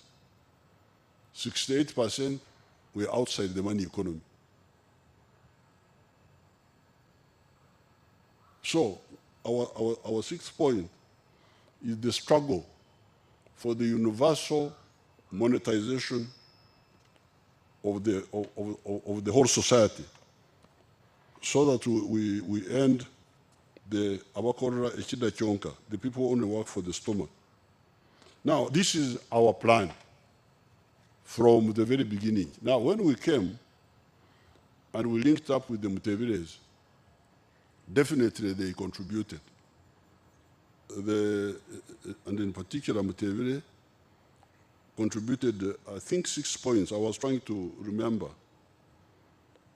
Number one, emphasis on the private sector, the role of the private sector. I think there were that group of Mutebile, Kasami, Muhakanizi, and a few others. We are not very insisting on the private sector. I would even say committing the sin of idolatry, worshipping idols. They were worshipping the private sector because sometimes they had a war, you know, because I was like an umpire. On one side was Mutebile and that group, and on the other side was Dr. Suruma. You know Suruma? Is he here? Oh, they should stand up and they see you if they know who you are. Now, I was the umpire because I would listen to their arguments and then finally decide to go with this one or the other one. Now, most of the time, I went with the Mutebile group, and I will tell you why. But there is one debate where there was Mutebile and his group on one side, and Dr. Solomon on the other side. I went with the Mutebiles, but later on I regretted. I should have gone with. This was the UCB, the privatization of the UCB. Because Uganda Commercial Bank. Uganda Commercial Bank was doing very well. It was making a profit. But the Mutebile group put out an argument that the interest rates are high because you are talking about interest rates. This was the debate we had. The interest rates are high because UCB is a government company, and the managers are carelessly giving loans, and many of the loans are not paid back, and we who are stupid to pay back end up paying for ourselves and paying for the ones who didn't pay. That's why what they were calling loan recovery. Loan recovery was very low because the government bankers were careless. If it was private, that would not happen. So after But Dr. Surma put up a very big fight. But I said no. I got sort of persuaded by the Mutebile. I said, let's try it and see. And we called the South Africans here, this group called Stambik. They came. How could I cheat our what? The interest rates are nothing. They have done nothing. So next time, then there were other government banks, UDB, Housing Finance. I don't know, there's another one called Posta Bank. They said, we want to privatize. I said, please forget. We will never, no more privatization of these banks. Because I made a mistake of UCB, I will never repeat it again. And it is the UDB, we are now using to do something, to deal with that problem, which somebody was talking about it. I think it was the Ethiopian who was talking about the low level of private sector lending. We are using the UDB to solve that. But where definitely the Mutebile has helped us was area number one was controlling inflation. That one definitely they helped us, because when I would listen, when I would sit in these meetings, they would be having arguments with other economists. There was Dr. Nahemia. Nahemia was in the NRM Secretariat. There were people who were having different ideas. But when they would argue, I would sit there and listen. Like, for instance, the controlling inflation, I even remember my own old economics, that money is the store of value. One of the values of money is the store of value. Now, if you store value and it is losing value every time, every year, it is coming weaker, then how would that economy be attractive? So I got converted, and I really supported. I went with them on that issue of the inflation. Then there was the issue of the exchange rate, allowing the exchange rate to find its own level. Oh, big battle. People arguing this, arguing that. But when I listened carefully, I thought the Mutebiles were correct, because why do you undersell the dollars? If the dollars are worth so much on the black market, then that is their value. So in other words, we transfer the black market from the black market to the banks and the forex bureaus, and it helped the economy. It brought discipline.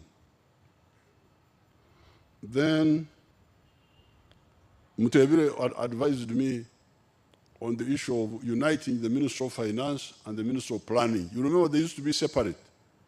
There would be Minister of Planning, and some people were arguing that that was good, but Mutebile was able to show me that no, that's not good, because why do you plan when you don't know how much money you have? Why does the one who is having money be the one to plan? Because he knows how much money he has. So again, there are already civil wars in these offices. This one saying this, this one saying that. So I went with the Mutebile group there. Then resistance against economic cheap popularity. For instance, minimum wage. That issue of the minimum wage. The person who warned me against that minimum wage, which was being pushed by the labor unions, by the what, by this group, Mutebile was, they said, look here, people don't have enough jobs. The few who have got jobs, you come and you tell the employers that they must pay so much. What if they can't afford? What will happen? Why don't you concentrate on creating more jobs first? And then the scarcity of jobs is the one which will raise the value of labor. So up to now, we have never agreed on the issue of the minimum wage. And this was a contribution by the Mutebile group. Then there was the issue of health insurance, the health insurance scheme. That one again was also being pushed by some groups. But then when we consulted, because the health insurance groups involves the employer contributing also. Does it not involve that? The employer must also contribute. Is that so or not so? The employer must contribute. So the employer is already contributing for NSSF. You remember this, the NSSF. The employer is still contributing for NSSF. Then you add these other costs. And then you have not dealt with the issue of the cost of transport. Because remember one of the people, I think it was our Ethiopian friend, who talked about Uganda being landlocked. Transport costs are still very high. Electricity costs are still high. Now you add also the cost of all these social programs, NSSF, insurance. How will the employers manage? So we said, okay, it's a good idea, but hold on. So definitely, the Mutebile group helped us with those tactics of implementing our long-term program. But where I need to caution you, the IMF group, is I pointed out to Mutebile, you are talking of the private sector-led growth. That if you maintain macroeconomic stability, then the private sector will be encouraged to invest and you will get growth. Yes, some of the people in the towns may respond positively. But Mr. Kabuta, my father, is he part of the private sector? Because I told Mutebile, Mr. Kabuta is not part of the private sector. He's part of the traditional sector, the pre-money system of Africa. People who just grow food and eat it. The people who are talked about by Adam Smith in his book of 1776. Somebody who grows his own food, builds his own house. If you go to some parts of Uganda, you will find people who are building their own houses. They don't hire people to build houses for them. They carry their own water from the well. They don't have to pay this group of, what do you call it, national water. They look for their own firewood. They are self-sufficient at a pre-capitalist level. And we were telling you that these were 96% in 1969, and even as recently as 2013, there was still 68% of the population. So how do you get these people from the pre-money system to the system of money? I found the IMF group really deficient in that. So that's why we had now to use political mobilization. I don't know what you would call them in your language. Would you call them socio-economic reforms, where you go out deliberately to persuade these people to come in the money economy. That's why in 2013, having tried many things, I tried Minister of Agriculture, they didn't do anything. I tried, there was Ntandikwa, Minister of Finance, they didn't do anything. So 2013, I had to involve the UPD, the army. we created a group called Operation Wealth Creation by the soldiers. And these are the people who went out under our command to persuade people to join the money economy. Take free seedlings of coffee, take free gifts of this, and you have seen what has happened. I hear now, because of that intervention of 2013, for the first time, the people in the money economy in Uganda are now 61%, while the people who are still in the non-money economy are 39%. They are still there, asleep, not bothered. We are struggling with them. Now we have started this PDM, Parish Development Model. We shall see what will happen. So therefore, there, I found the IMF group really having some issue. Of course, Uganda is not typical. Some of the other countries had different experiences. They were, in the colonial times, there were mining and so on, mining economies, plantation economies. But a country like Uganda, maybe some of the other countries, you need to do more than using the macroeconomic tools to make people wake up and become part of the money economy. So therefore,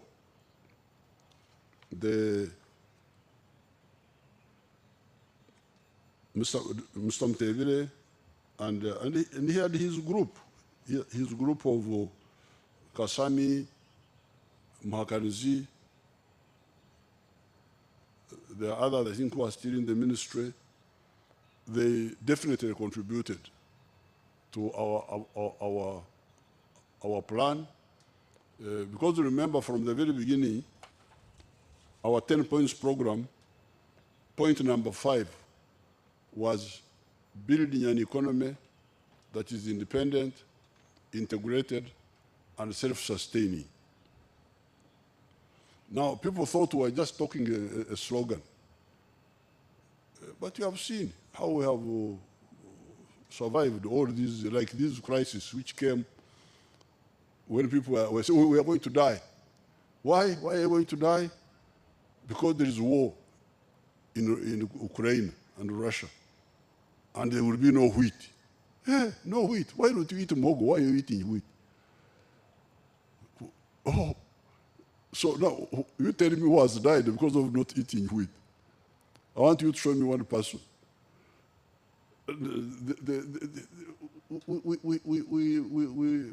We built up a lot of capacity in terms of food, in terms of now, the commentators were right. There are definitely clear weaknesses. Number one is corruption. Corruption is not an economic issue, it is just corruption.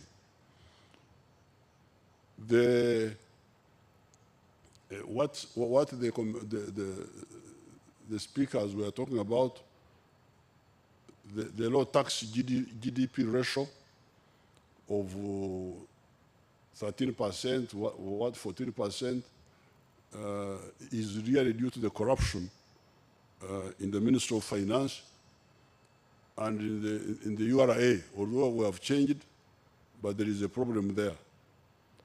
I've told them many times, and I have quite enough evidence to show them that there is a lot of under-collection of tax. In the IMF person was correct. All these new buildings, which are real estate, there's a lot of under-collection of revenue. It is the corruption in the Ministry of Finance.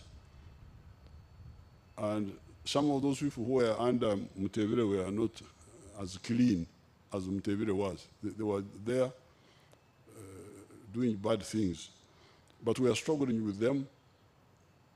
There's a lot of under-collection in the telephone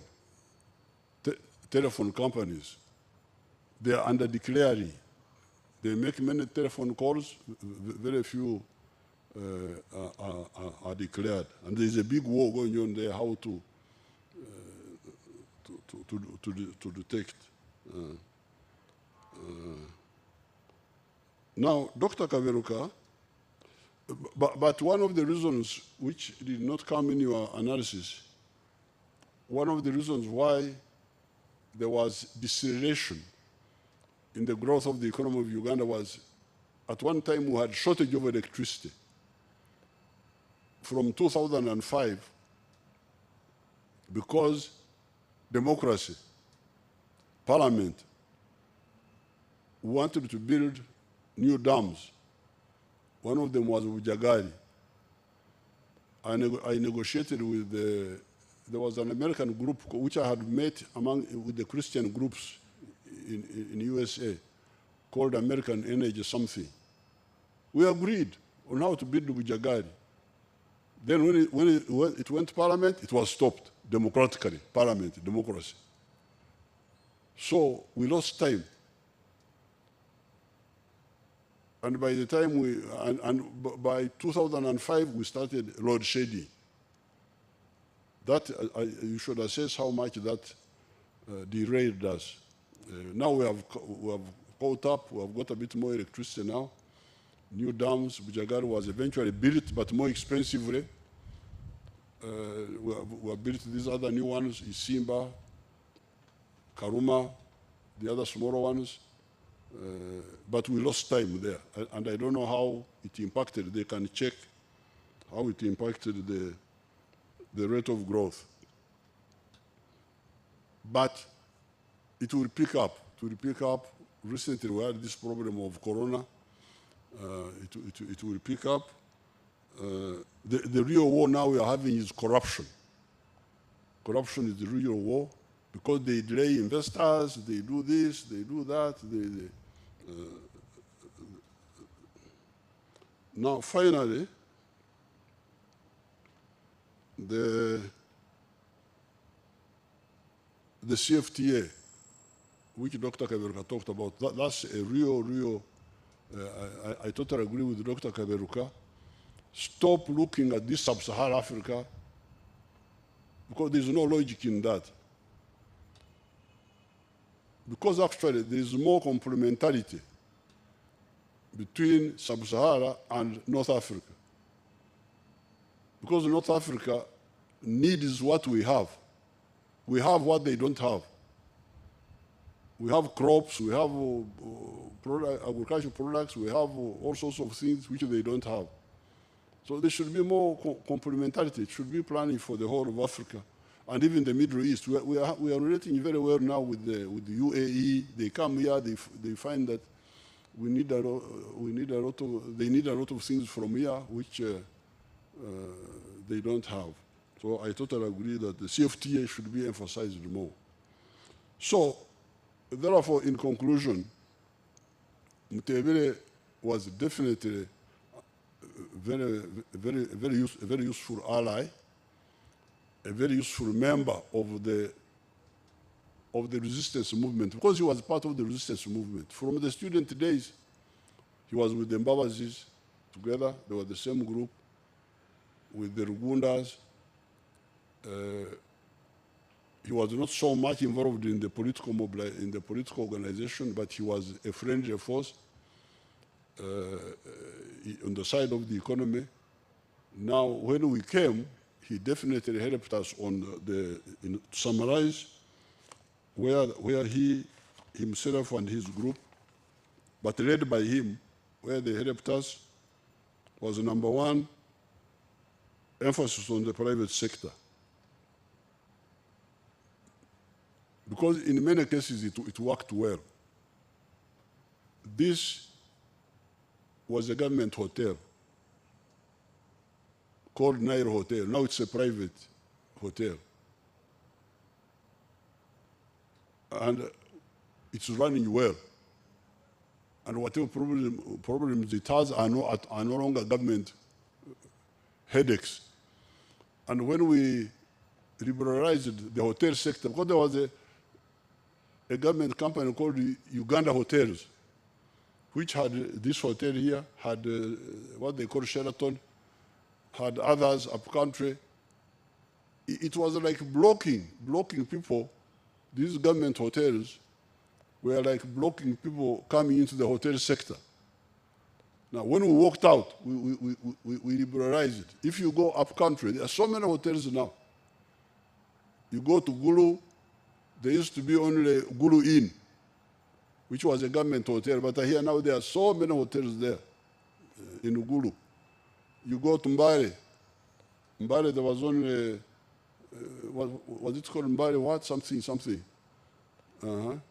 Now there are so many hotels there. The government one is no longer even known. Soroti.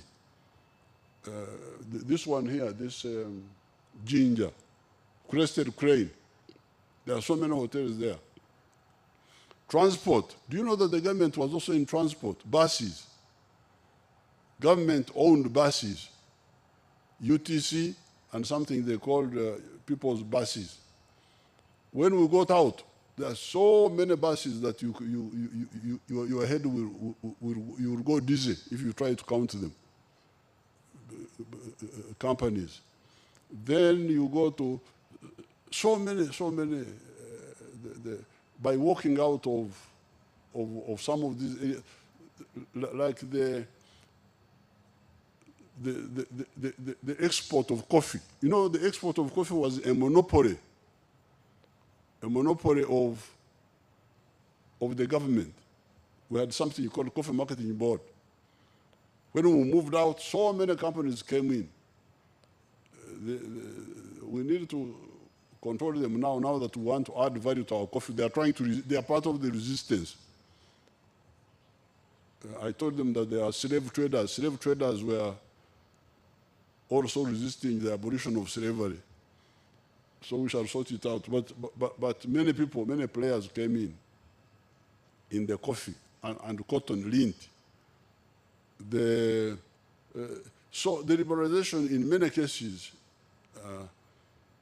brought efficiency. That was their we were not against, but their emphasis was useful, except in the case of the UCB. I think here we should have listened to Lenin, because Lenin said you can, they are what he called the commanding heights. The commanding heights of the economy could remain in government hands. Controlling inflation, definitely they helped us there for sure.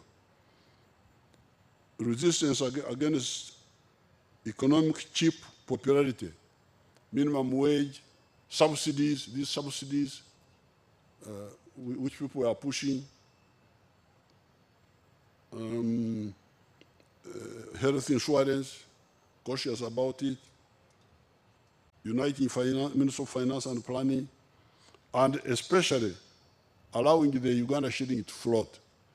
That was definitely the contribution. Even myself, I was not thinking along those lines, but when they brought it up, I listened carefully, and I went with them against other people who were against it, who wanted us to continue monopolizing Forex being issued by the Bank of Uganda. So I salute the contribution of Tumusiime Mutebile. I thank his family for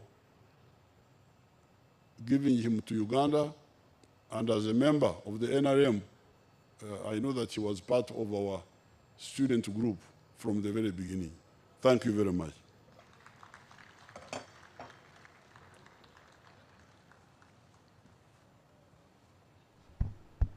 Thank you very much, Your Excellency.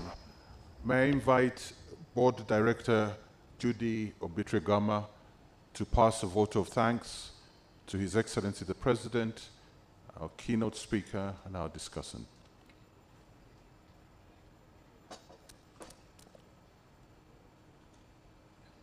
Thank you.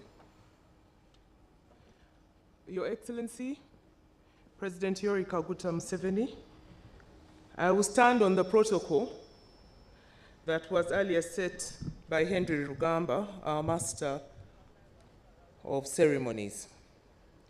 Good evening, distinguished ladies and gentlemen. Over the past few hours, my knowledge of the contribution made by Professor Emmanuel Tumusiime Mutebile to the practical application of economics has been enhanced through the presentations, discussions, and remarks that have been shared with us. I am certain that you have all listened attentively to the interesting and powerful discussions and enriched your minds.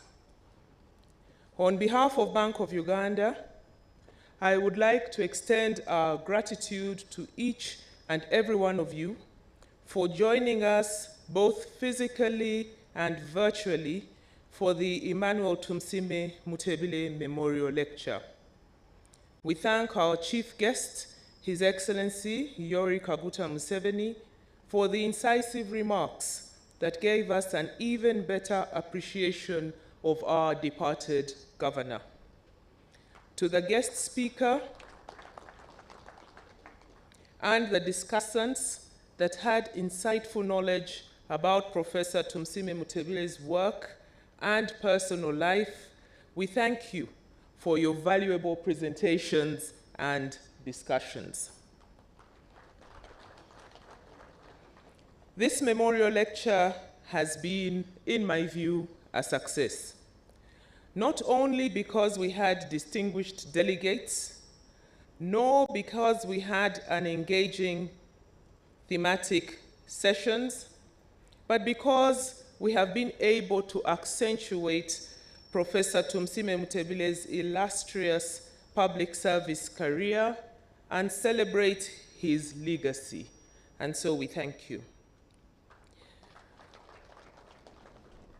While this memorial lecture is ending, Professor Mutebile's legacy will live on.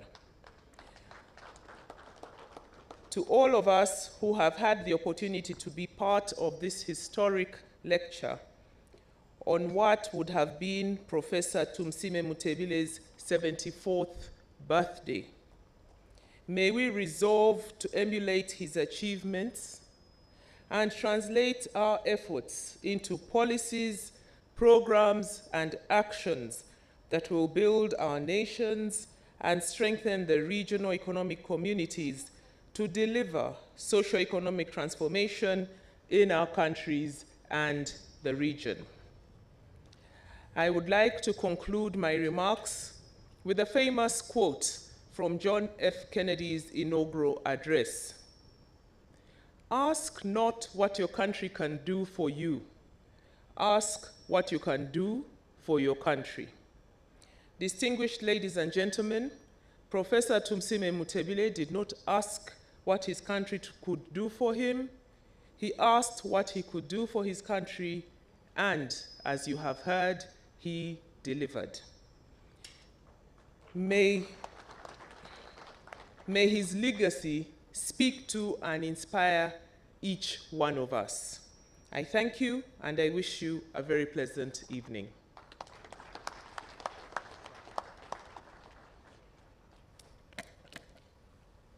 Thank you very much, Director Judy Obitregama. In a few moments, we will have our closing anthems, but I just would like to say there will be some group photographs. His Excellency will be joined by our panelists, accompanied by the Honorable Minister, the Deputy Governor, Mrs. Mutebile, David Mutebile, and Right Honorable Amama Mbabazi for the first photograph. The second one, the family of Mr. Mutebile will join, the panelists will already be there. And the third photograph, would like to invite the Honorable Ministers and the board and the PS.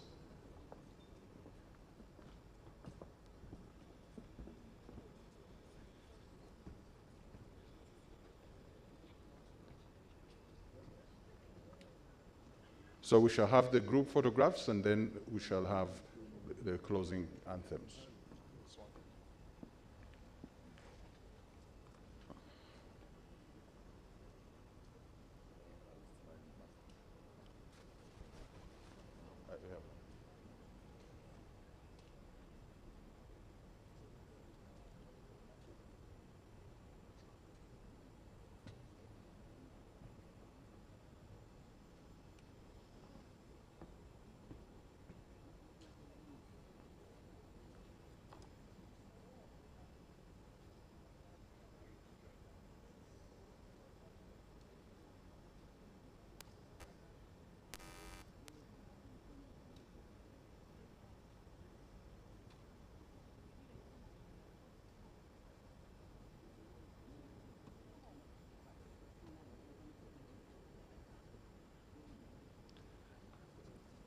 This first photograph, as you can see, is His Excellency with our distinguished panel and Mrs. Mutebile, the Right Honorable.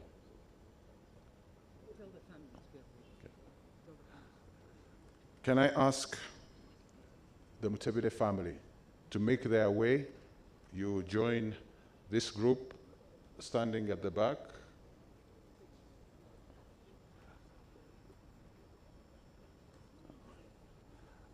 So Mutebile family, you stand behind. This panel will stay seated right through all the photographs. So if you could make your way at the back.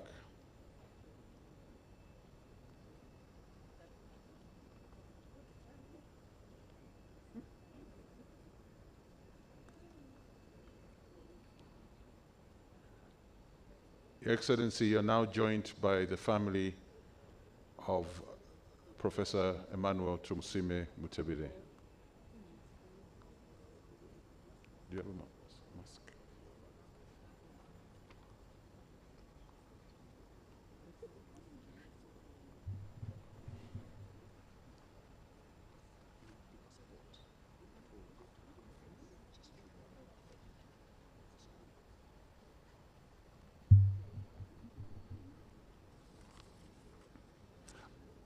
Our last photograph, I'd like to invite the honorable ministers who are present here, the board members, the PS ST,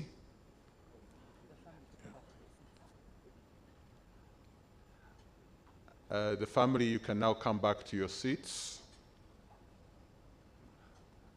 The bank Director of Communication and the chairperson, David, to join this photograph.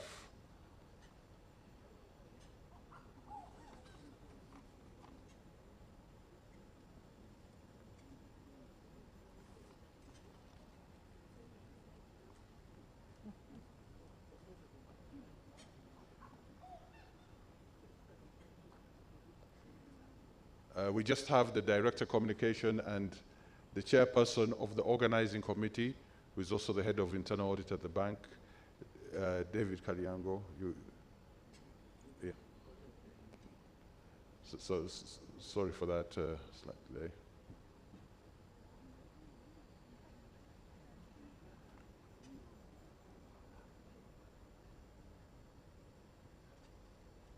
Thank you very much. I'm going to request Your Excellency and the distinguished guests with you to be upstanding where you are for the national anthem. We begin with the anthem of the East African states and then the national anthem of Uganda. Thank you.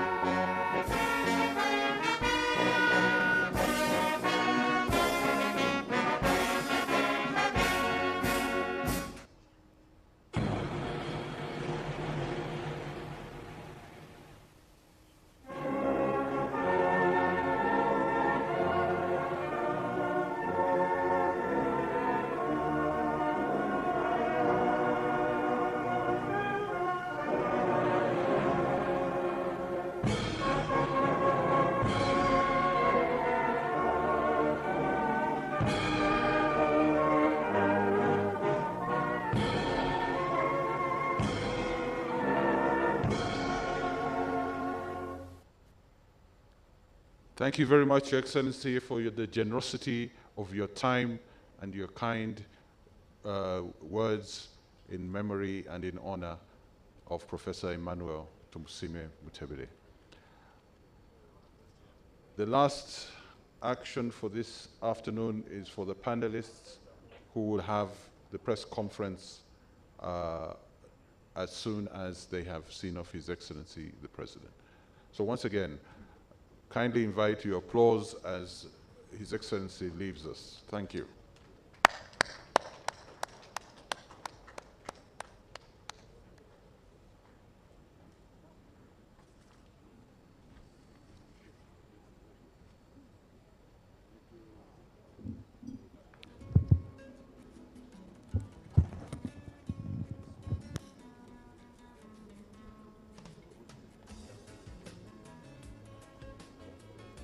So if I could ask the panelists to come and occupy their seats, Honorable Minister.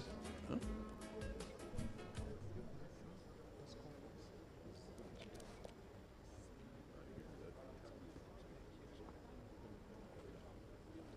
Let me call him down. Let me call him down. But why?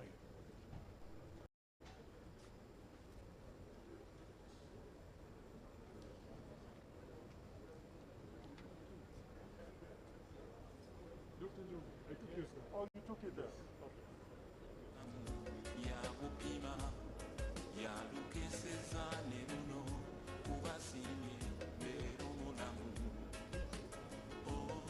Mukama, onkumye nnyo Mukama, naluno